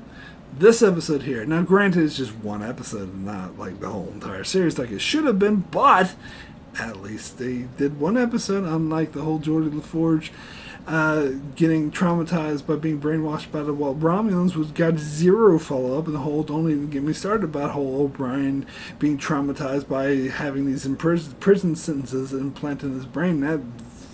That miraculously vanishes in the next episode. Here, at least we have one episode that follows up with, and plus you could buy that the experience that Picard had in the Inner Light was more of a subconscious thing, and it's there under the surface, even if it's not outwardly acknowledged. Whereas the other examples I gave, that would be outwardly recognizable, wouldn't be under the surface of the So anyway, it was just a bad analogy that person made. But regardless, I like that they followed up to the Inner Light, and I like that Picard, it was something that was very personal to him, and that how he didn't really like playing music with other people because of that, because it was a very personal experience. And when but he found this woman that he loved, and that he really liked, so he opened up to her by playing music with her. And I think that was a really good... And I love how they had that duet of the Inner Light song. I had forgotten that the Inner Light song appeared in another episode. I knew it was mentioned. I remembered that it was mentioned in this episode, but I forgot that they had actually played the song again. And it was like it had the piano accompanying it, so it was like a better version of it. And I was like, wow. I just love hearing that. It always gets me right here.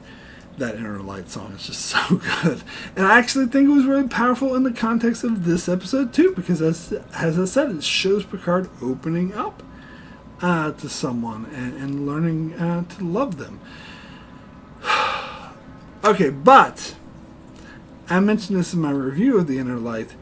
This episode kind of goes against the whole purpose of the Inner Light, because the whole purpose of that probe was so Picard could be a teacher to teach everyone about about Catan and the planet and what they were like. And we find out in this episode that he keeps it private and doesn't tell anyone about it.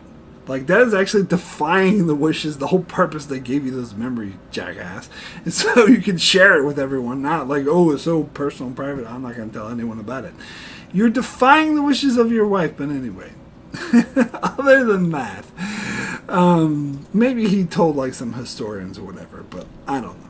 I just got that impression that he was like doing the exact opposite of what he should have been doing. But anyway, I did like the callback. And I did like that the relationship was powerful through that piece of music. But I think what really undermines this episode, and is exactly what I was talking about before, is that this is the one-off. That you never see this character, Lieutenant Darren, never see her ever again, even when they end this episode with, oh, we're going to still keep in touch, we'll be pen pals or whatever.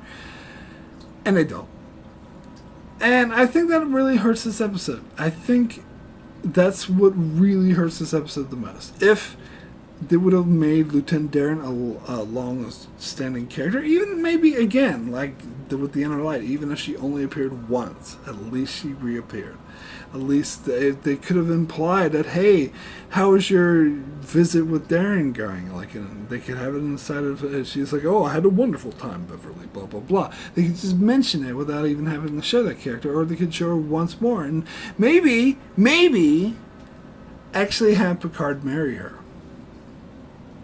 I think that would have been a much fitting ending, because it would have went with the theme of the Inner Light. Because the Inner Light, he learned what it was like to be a family man and have a wife and children, and so he related to her on that level. So for me, it would have been perfect. It would have been perfect symmetry. It would have made perfect sense if he did eventually marry her and eventually have kids.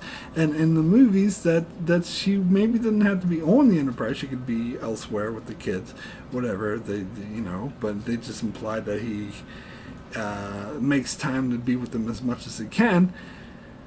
That's fine. And by the time we get to Picard times, he could have grown children. Like, to me, that would have been a much, much better direction to take this character. And it's a missed opportunity, because they just don't have the balls to do it. That's all there is to it. Hey, that rhymed. Anyway, let me get into the next. Sorry, before I get to the next episode, the threat of the week was bullshit. I mean, you could say, oh, it was so powerful because Picard thought she was dead. And sure, that was a powerful moment when Picard thought she was dead. But the threat of the week was still bullshit. Anyway, let me get into the next episode, which is The Chase. Let's cut to the chase. And this was always I love this episode when it first came out. I love the concept of it. It's actually really similar to a book that came out a couple years before this episode called, I can't even remember what that book is called, but there was a book that was about a magical archaeological artifact that everyone was chasing, the Romulans, Klingons, but in this case it was Ferengi. Yeah, I mean, that book was okay. It wasn't great. But there was a space station in that book that was very similar to Deep Space Nine, by the way. It made me think that the writers did read that book and that this partly inspired them to write this episode and partly inspired them to come up with the concept of Deep Space Nine, but that's just me.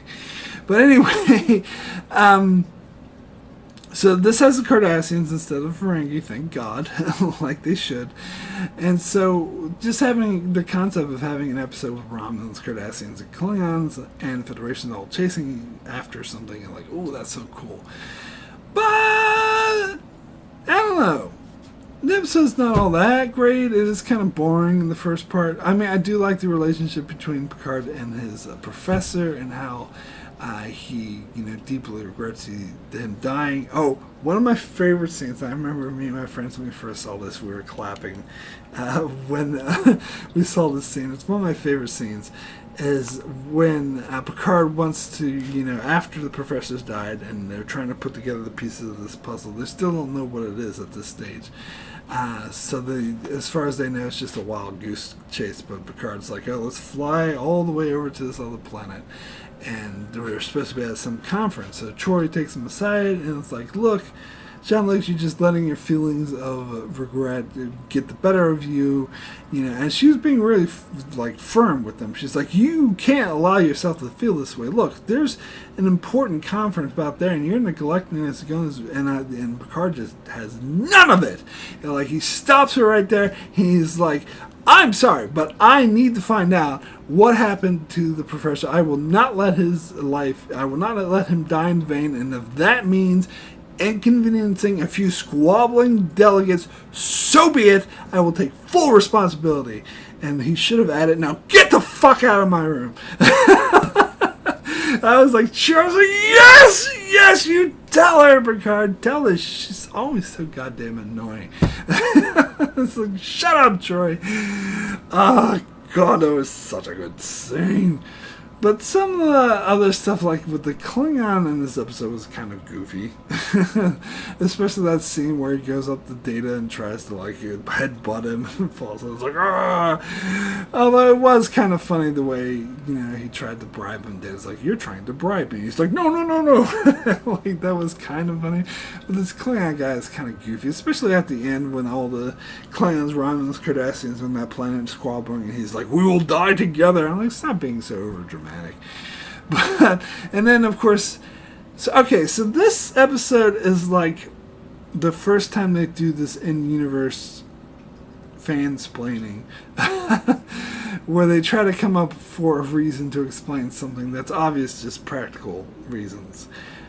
In this case, it's why all the aliens look like humans with bumps on their foreheads, and which is obviously a budget thing and a makeup thing, and they can't afford, especially in the original series, to have these weird, fancy-looking aliens. So they did a couple times, like the Tholians, but they couldn't do that all the time, especially in order to be practical and interact with them the way the Tholians never did.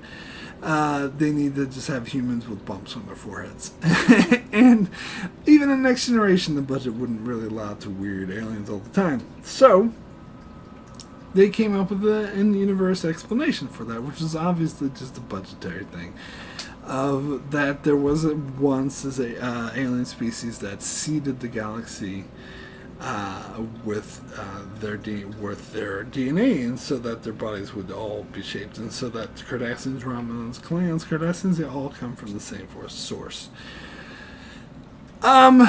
Which I suppose these aliens went all over the Delta Quadrant and Gamma Quadrant as well, because Voyager, the wormhole Deep Space Nine, and also Voyager, and they encounter humanoids, but what?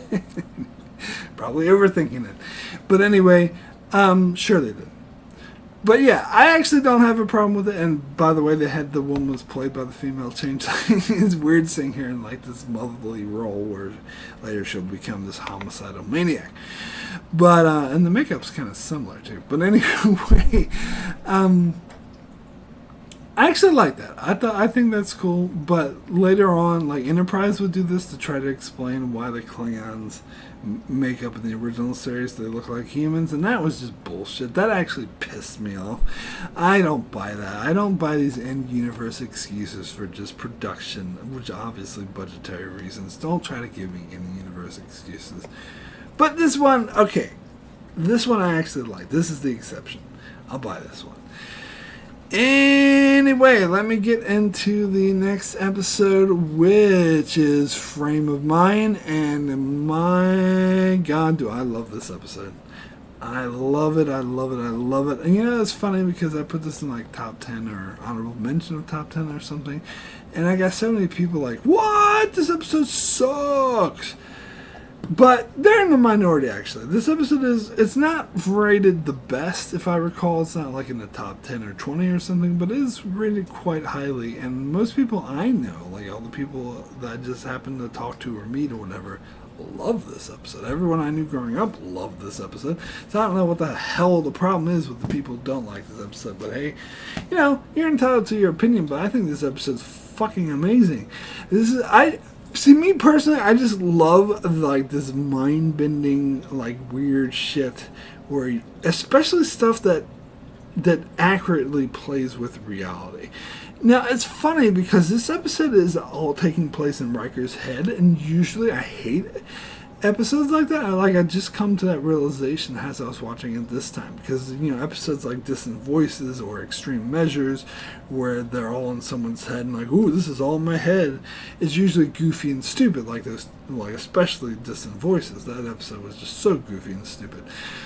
But because I think that episode tried to be straightforward, or tried to be like, oh, you represent courageous, and you represent the professionals, which is stupid.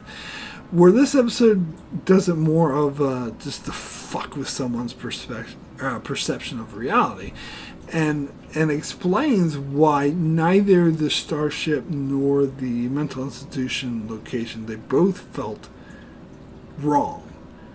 And it's because it was his subconscious trying to tell him that something was wrong. So neither reality actually was real. He was, in fact, being held captive by this, this asshole who's trying to steal information from his mind. And I love it. I think the subtleties in this episode are just perfection, and just the way it fucks with you, the way it really gets you in that really high tension. Like, again, this is one of the darkest episodes too. And Jonathan Frakes does an amazing job as well. I think this really put his acting abilities to the test. He just really sells it.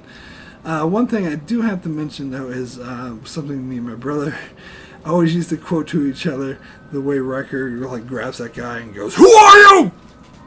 It seems like he just sticks out his lower lip after he says it. "Who are you?" But anyway, we always just did that. But anyway, yeah, he does a damn good job in this episode. And the episode is just really well structured to fuck with you and to put you in this dark mindset of how twisted it would be like to be in one of these. This is obviously a bad mental institution. It's not like a good one. It's one where they're very abusive to their clients. And just how fucked up and terrifying that would be, and plus to be around all these people who are mentally unstable and are being abused. It's just, and how much that toll that took on Riker, that it was basically his mind trying trying to tell him that, hey, something's off. And like some of the symbolism they have, like, because you see that when he's lying on that table, he has something hooked up to his head, and so in his visions he keeps getting hurt there, like that keeps bleeding, and it's one of the clues that neither reality is real, because it keeps bleeding there, and it's his subconscious telling him. And that's what it feels like when you're having a dream and something like is happening, like you need to pee or something, and so it feels like you need to pee in the dream, or something like your blanket's over your head and you can't breathe, and then you dream you're underwater. Like they interpret and I just think it's brilliant. I think this whole episode is amazing. It's a masterpiece, I dare say.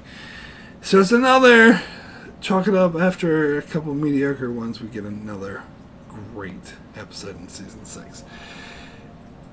Anyway, we drop back down to another shitty episode with Suspicions. Now, way back when I did a top 5 worst, or maybe it's in my recent one, I can't remember, but I did a top 5 worst next gen, and this is on it. And I got a lot of pushback. Some people saying they really like this episode, some people saying it's not that bad. Now, to be honest, it probably will not make my top 5 worst this time around, but it might make my top 20 worst, because it's not good. It's maybe not as bad as I remember it being, but it's still not good.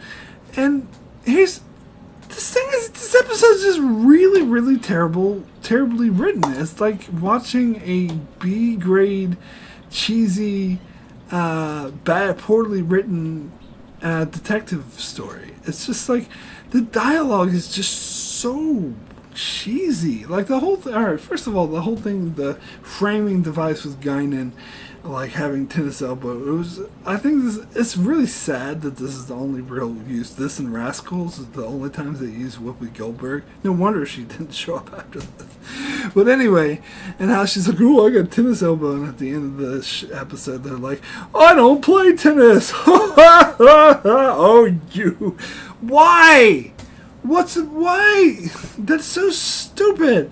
But okay, but that's only the tip of the iceberg. I'm not even getting into the main meat of this episode, which it was just such poorly written dialogue. The way that Crusher kind of confronts that Klingon woman trying to accuse her of killing the Ferengi, it's just so everything. I just wanted to cringe and be like, "Oh my god, this dialogue is so poorly written." And then when she questions the Vulcan guy, and he's like, "Are you questioning me?" And it's just the way she's very confrontational. "Oh, did you kill them? Oh, why is that? Did you..." Like, she wouldn't talk like that. People wouldn't talk like that. And then when Riker is like, he goes to Crusher and is like, "You gotta stop it. I'm saying this as a friend. You gotta stop it out." And she's like, "Will, you gotta trust me now. Don't interfere." It's like, none of that dialogue I bought. And there was this earlier in the episode, there was Picard was like, said something to Beverly out as like, "If you really feel alone, you're the most alone person." And that seemed to come out of fucking nowhere. I'm like, what the fuck are you saying, Jean-Luc? What sense does this make? Why are you saying this? Who wrote this episode? Why did they write this in like 5 minutes or something? And they're like, this is good enough. Let's just submit this first draft. This episode was terrible. Now, I did like the concept of a Ferengi scientist. I like the going against, fighting against stereotype, because he wasn't your stereotypical prophet Ferengi. Even in Deep Space Nine, Ferengis are just less stereotypical prophet. And he was seen more realistic, and of course there would be scientists who are Ferengis. I mean, not every one of one species will be exactly the same. I like that. I did like the reveal of Joe Brill, of how he actually, but then the dialogue at the end when he revealed it, "Oh, now you gave me the shuttle, so I'm going to kill you now." Like, this is terrible dialogue. But I did like the concept of him, like, faking his own death so he could steal the technology. Too bad that they fucking ruined it in the preview. And again, it's because I watched this episode when it first came out, and I saw the preview the week before. I was like, "Oh, what episode is next?" And they show, and maybe it's my fault. like for like watching the preview over and over again. But they show Joe Brill like attacking Crusher in the shuttle, so you didn't see that scene when he died, so you know it's coming up later on, so you know he's still alive. It ruined the fucking ending. But anyway, regardless of that, it's just it's just, the dialogue is just so cheesy, and I'm sorry, Gates McFadden is usually okay in a supporting role, but she is terrible in this episode. Absolutely terrible. Anyway, sorry. Let me get into the next episode, which is Rightful Heir. We are Klingons! We are Klingons! We are Klingons! The whole time I'm watching that, I'm like, yeah, you sure are Klingons. Yeah, that's for sure. I don't know. I think that would be funny. Alright, moving on to the next now. I don't know. I don't like this episode. I'm sorry. It's funny because I liked the earlier Klingon episodes, like Sins of the Father Reunion, stuff like that. But now, like this and after this and Birthright Part 2 and this, I'm just like, I really don't give a fuck about the Klingons anymore. And the whole, I guess, is a concept of Klingon Jesus, who's Kahless, coming back to life, and they actually find out it's a people creating a clone, because you know in the future when there's cloning technology, people are going to try to clone Jesus. So that's basically what they're preempting that. But instead of, I bet you it was originally pitched that way, but they're like, no, we can't touch on human religions like this, but we can do Klingon religions. So they did that. And, you know, it is an interesting concept, but again, most of this episode is how Klingon are the Klingon. And the whole thing about we are Klingons is like, no shit. What did you think you were Romulans or something? I don't know. Anyway, yeah, let's really move on. This episode, it's not terrible, but it's not good. It's fine. This is just move on. Anyway, next episode is Second Chances. This episode's decent. I've heard some opinions that loved this episode. I don't think it's that good. I do think it's really ballsy to say that there was actually another Riker who was equally Riker, and he's not an evil twin, unlike Lore, because we've done that already. But he's different. It's kind of like the Jekyll thing. He's not evil. He's just different. He has different experiences. And that's an interesting concept. And I have to say, I think it's really ballsy that they actually let him live, because I thought at the end of the episode, when he was about to fall off the cliff, I'm like, oh, there you go. They're going to kill him off so he could just be a thing of the week and we never have to see him again. But when he climbed up and survived, I'm like, holy shit! They're keeping him alive? No! Really? I think that was a really ballsy move, but of course he disappears one more time in Deep Space Nine and then gets put in prison and we never hear from him ever again, which they should have followed up on, but for some reason the writers said the producers rejected any story with Thomas Riker in it, which after, I'm talking about season 4 of Deep Space Nine. Why did they do that? I don't know, but anyway, off on a tangent here. Second Chances, decent episode with Troy, like, dealing with a different version of Riker who never fall out of love with her, and in his mind they're still in love. And you do really feel for Thomas Riker that he is sort of, because he was trapped on this planet for 8 years and had to survive, and he escapes only to find that another version of himself was living his life the whole time. So as far as everyone else was concerned, he wasn't there. Like, that's really gut punch.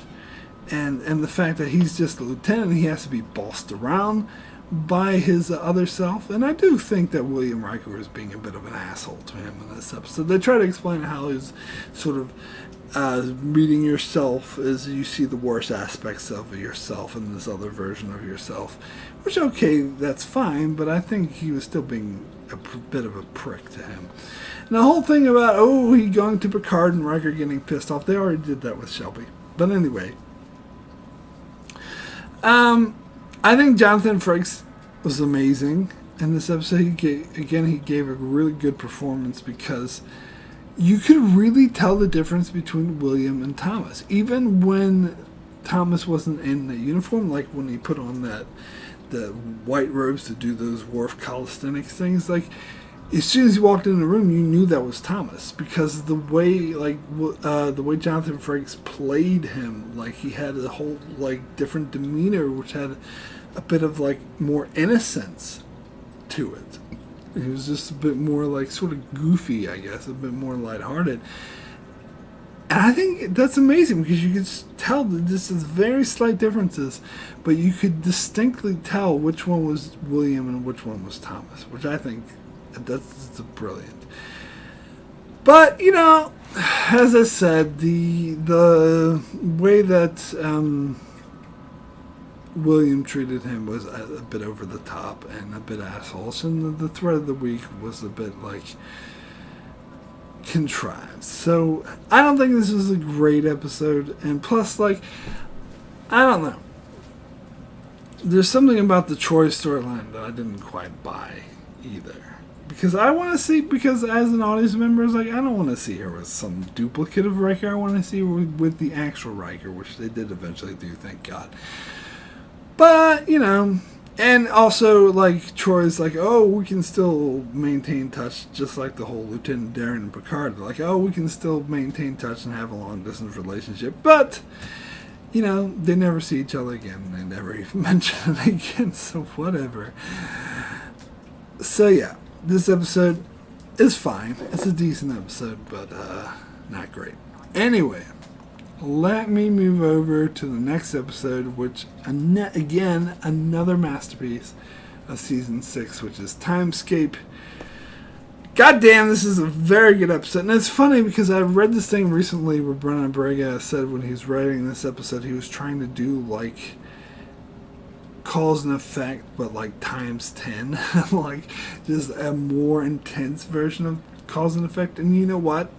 Even though cause and effect, it gets recognized more by fans. Like, I see it on, like, top 10 lists more, rated higher more. I actually agree that this is a better episode in Cause and Effect. As I said, I think I like Cause and Effect, but I think it's a bit too simplistic and it has issues, namely ending too soon, where this episode is really good. Now, this episode was directed by Adam Nimoy. It was the second episode Adam Nimoy directed. The first one was Rascals, and Rick Berman decided to give Adam Nimoy another chance, saying that Rascals wasn't his fault because he didn't write the episode. He just directed it. It's not his fault that the episode was a piece of shit, poorly written. So it's like, alright, I'll give him another chance, and I really think he nailed it. And in an interview with Adam Nimoy, he said that he tried to really portray the tension, the feeling of foreboding that was very present in the script.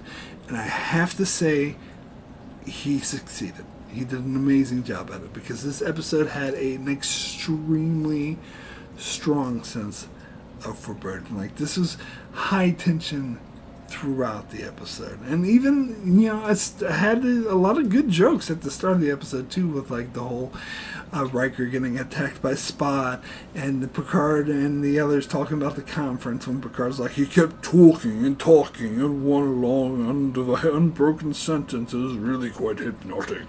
Like, that's memorable, funny stuff in its own right, but then that leads into one of the most awe-inspiring for Bert. I like that moment when the runabout like flew up to the Enterprise and the Romulan ship frozen in space, like blowing the shit out of each other, like, and Troy gasping at that. That was just like such a powerful moment. And this is the point where I have to say I love the music, by the way, of season 6 and 7, because I've heard a lot of people state that they didn't like I believe it was Dennis McCarthy who does the music for season 6 and 7 and some of Deep Space Nine. I love his music. Some people prefer the first couple seasons because it was a bit more like thematic, and I think it was decent. Like some episodes, like Booby Trap, had good music or whatnot. And granted, with Dennis McCarthy's music, like the themes he used in this episode, is pretty standard, and they use it a lot. But I think it really works. Like, it really sticks with me. That da da, like, it was a really good way to punctuate, like, just how foreboding and just how horrific it was to come across, to see the Enterprise and Romulan ship just frozen there fighting each other. I think without that music, I don't think this episode would be as good. I think this music, I'm sorry, I'm a huge fan, even if they do repeat the same theme. I think it really, really works, particularly in episodes like this one. But anyway, and throughout the episode, when it was like, dun, it really helps add to that creepy, foreboding, oh, we're totally fucked. It's like you're always on like high tension during this episode because of it, because they beam on board and they see that. And also, again, the music, when they should reveal that Crusher's been like hit by this Romulan blaster, it goes, dun, dun, and you're like, oh, fuck! Crusher's being killed by a Romulan. You see it in slow motion. It's like, ah! It's really effective. Really creepy stuff. Now, I did have my nitpick about this episode, about how Troy all of a sudden is acting like she's in command when Data is the fucking second officer, excuse me. And plus, Troy is useless. I'm sorry, as I just talked about Marina Sirtis and how good Troy was in Faces of the Enemy, but most of the time she's useless. Now all of a sudden she's acting like she knows what she's doing. Bullshit. And, oh, just because she was on a Romulan ship for a couple of weeks means she should be an engineering genius? She wasn't, excuse me, she has no engineering background, and she wasn't in engineering studying the Romulan engines. She was on the bridge pretending to be Tal Shiar. How the fuck would she know what the hell powers the Romulan engine? How the fuck would she know the engine? Don't tell me that. That's bullshit. Anyway, and like when they beamed aboard the Romulan ship, she was like giving Data orders, and I was Data, I'd be like, shut up, I'm your commanding officer, you take orders from me. I don't know. Anyway, that's just my one nitpick of the episode, but other than that, great episode. Like when Picard has that thing of puff of smoke and there's a smiley face in it and he starts laughing. Again, like the way they slowly trickle in comedy, but it's a perfect blend. It doesn't interfere. In fact, enhances that feeling of intention. Like, especially the scene, my God, when they speed up time and it goes normal and the Enterprise blows up. And again, the music comes in when it shows the Enterprise blowing air. Dun, and the music goes, like, gets weird when everything starts going backwards and the Enterprise gets put back together and all the Romulans start going walking backwards. Like, that shit's amazing. Like, mind was blown. And again, at the end of that scene, you have another musical punctuation with da da. Like, the music really, really sells this episode. I can't emphasize that enough. Love this episode. Anyway, let me get into the next episode, which is the finale of Season 6, Descent Part 1. Now, I'm just going to talk about Part 1 here, because this is another situation very similar to Birthright, where Part 1 is decent, and Part 2 is shit. But we're just talking about Part 1 here. And I think this episode, every time I watch it, even though I've seen it dozens of times that came out, a couple decades ago, I still feel like it's trying to, like, say to me over and over again that this is epic! Isn't this epic? The Borg are here! This is so epic! Ooh, get excited! This is epic! And to be fair, I remember reading a lot of articles and seeing previews and like, oh, they're really trying to build up and sell this episode.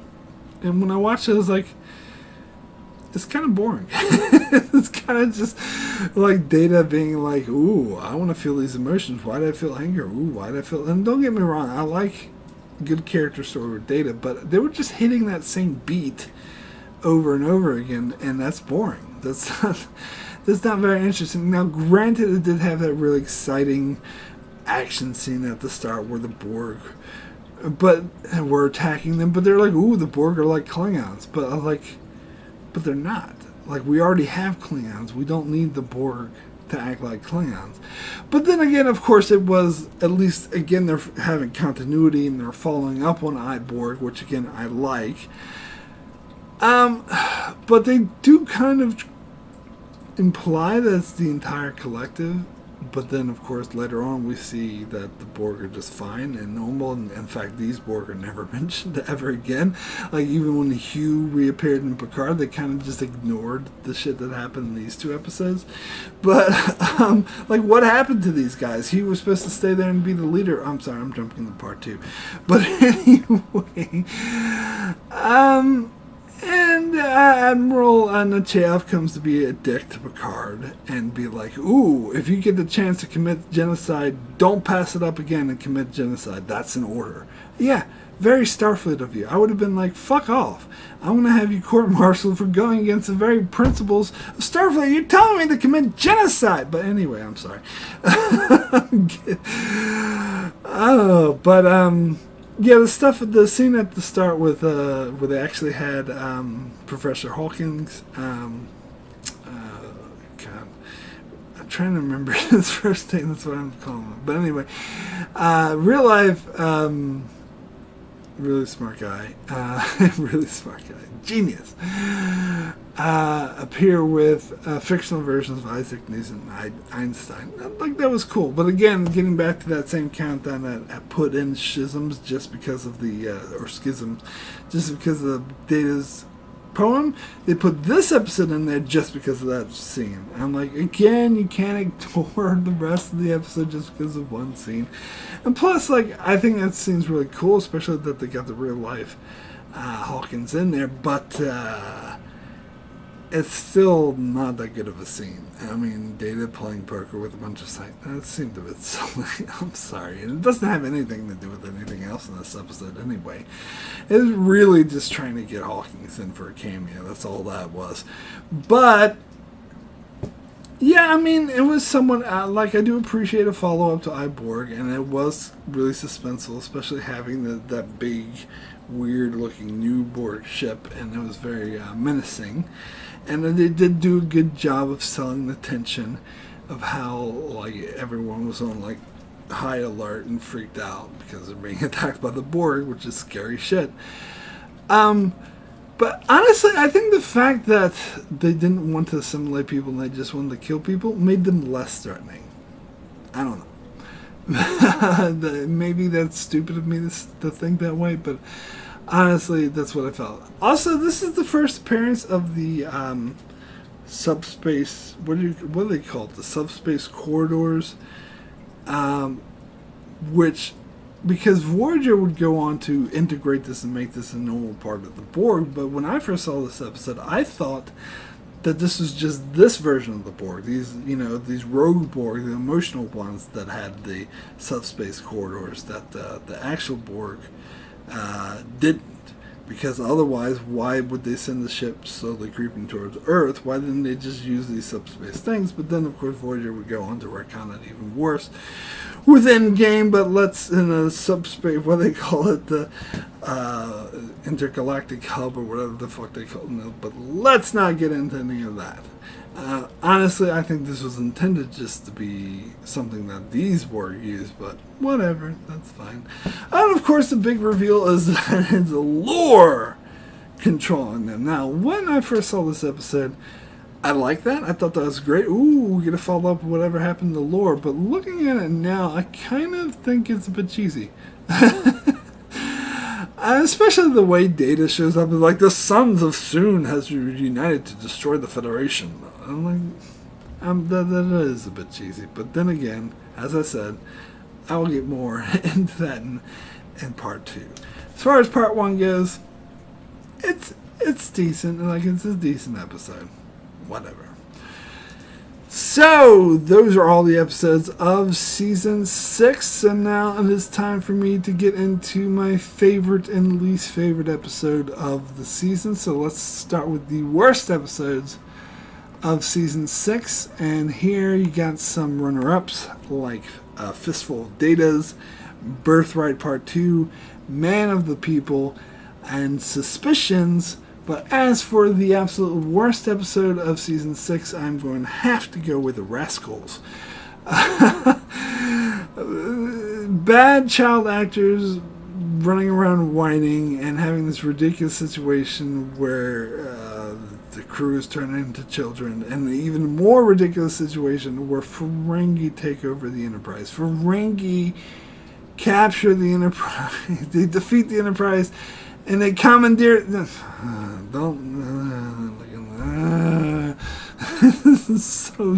episode sucked.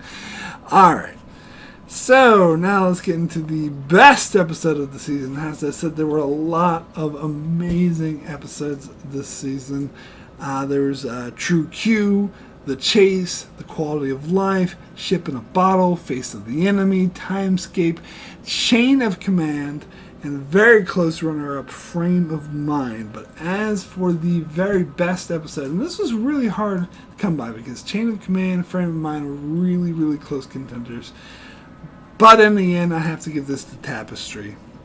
Absolutely amazing episode about one's regrets and just the way it was played, with Patrick Stewart doing some amazing acting, and just the concept of changing something from your past and fucking things up. And plus, I forgot to mention I had some funny lines in here too, like, is there a Jean-Luc Picard here? Like, that's a classic line. So this is just a great, great episode all around. So anyway, my rating for season 6 as a whole, I'm going to give this a 10. Even though there are some bad episodes that I just mentioned. And I think the great absolutely outweighs the negative. And there's a lot of good episodes, like the ones that don't suck or not great. They're decent. There's a lot of decent episodes, but there's so many good ones. As I said, it was like bam, bam, bam, bam, one amazing episode after another, like Face of the Enemy. Now here's a Tapestry. Now here's a Chain of Command. Now here's a fucking Frame of Mind. Like, all this great stuff makes this one of the best seasons of Star Trek Next Generation. So anyway, that is it for my review of Season 6 of Next Generation. Thank you so much for watching this. Be sure to check out my channel as I continue to cover Next Generation, getting into Season 7, which I actually really like. Most people don't, but I do. So I'll get into that next month. In the meantime, you can check out my channel for many more Star Trek reviews, including I'm covering the top 10 worst episodes of the entire Star Trek franchise with one video for each entry on my list. So be sure to check that out. Also, check out my channel for many reviews of many other shows like The Expanse and more. So be sure to subscribe so you can keep up with all of that. Thanks a lot for watching.